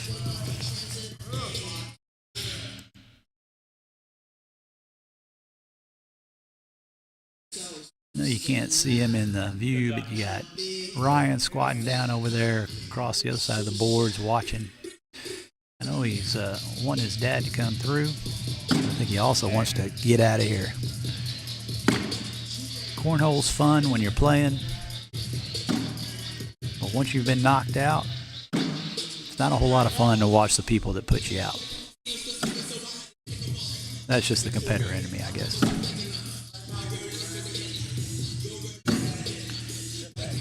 John with the 10. Dwight picks up his bag on the right side to wash it out.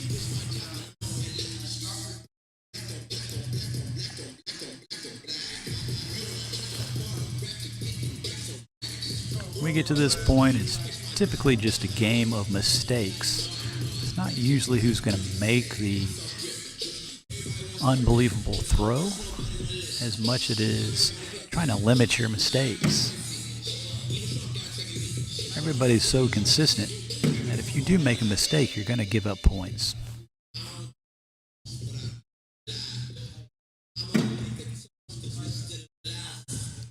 Barron trying to slide to pick up that blocker in front, goes off the back.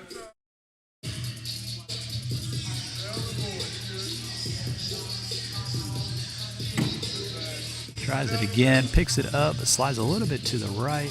Maybe tough to pick that one up. Ryan helps him out though, knocking him in and going off to the right. Now we're sitting at 6-2. 7-2 is the count right now. Ryan's either going to board it, give up 4, or he could try to airmail it. If he goes off, he gives up 5.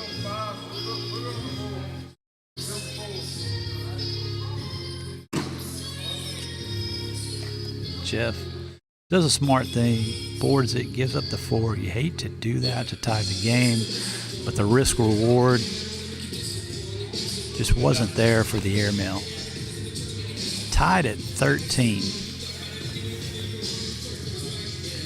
John with the lead. Leaves on the right side. Dwight goes short right behind for the block.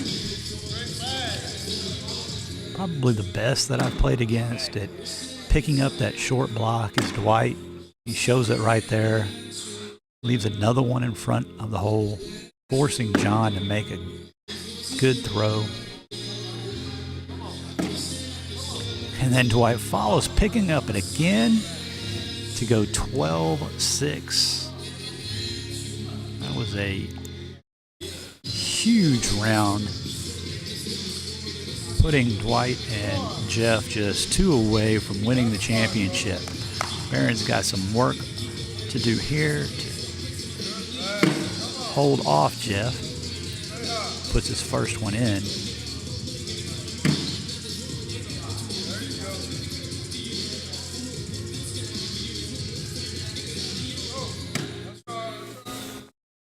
Opens the door if Barron can pick this up. Opens up a lane for Jeff.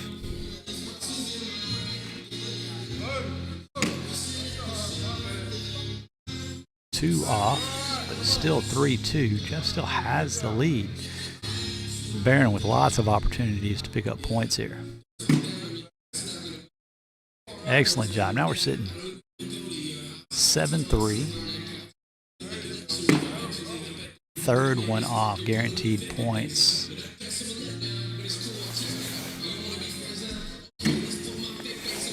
8-3 is 5. It was a big opportunity. Could have been 10-3, which would have put him at 20. Barron's bag kind of stood up on end, which kept it from sliding. Still gets important points to get them within 1.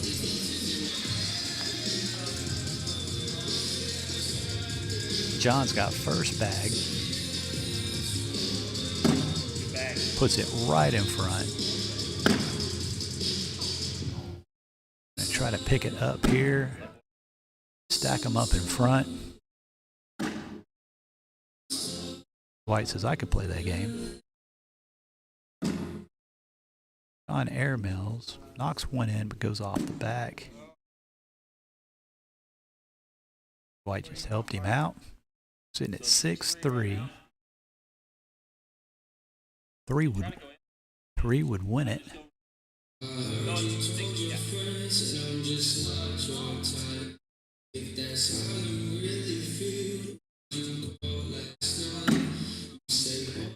Knocks Dwight's closer. Dwight can pick that up.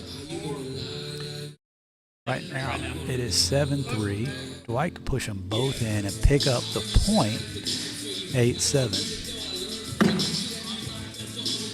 Puts one in, gives up one. It's going to tie us at 19.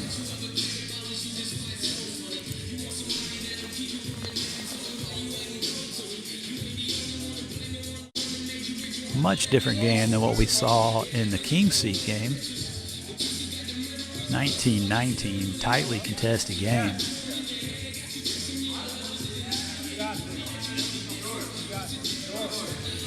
That would be Barron should have first throw.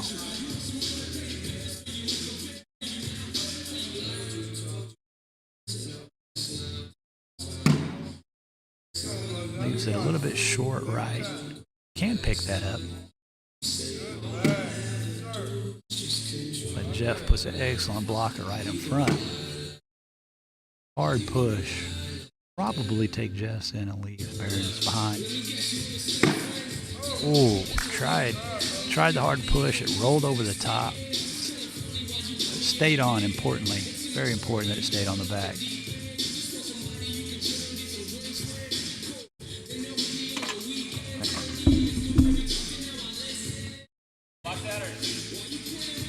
Barron trying to figure out what's the best strategy here. Do you try to airmail or just continue to block, play for the next round? Hope Jeff maybe makes a mistake.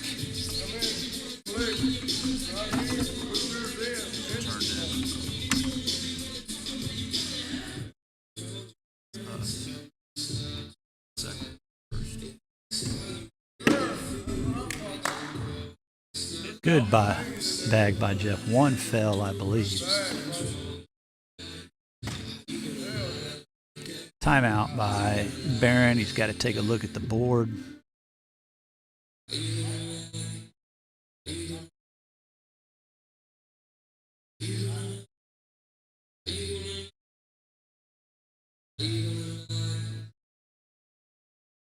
Sitting 5-3 right now. Each player with a bag to throw. Barron's got one hanging on the left-hand side, but Jeff's bag in front may fall as well if he airmails. No points that you can give up right now is the problem. They're already up by 2. So Barron's got to hit the shot here.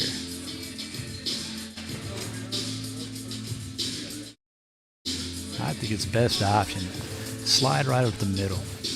Pick up his and Jeff's. He goes in with an 8, force Jeff to make the last throw.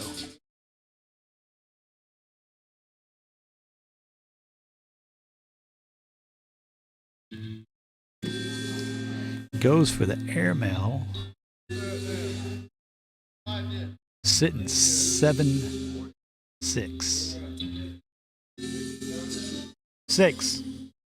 7-6. Yeah, Jeff's got the lead 7-6. If he can board it, it is the win. If you didn't hear him, he said, "Come on, effing such and such." Puts it in, finish it off. That puts Dwight and Jeff Myatt, our champions here at our bid event number 1 for the Big D Invitational. I appreciate you tuning in. Hopefully you'll watch it on playback and join us tomorrow night in Midlothian at the After Church for bid event number 2. I'm going to sign off for now. This is John with Sia Sports. Hope you throw straight and get it in the hole.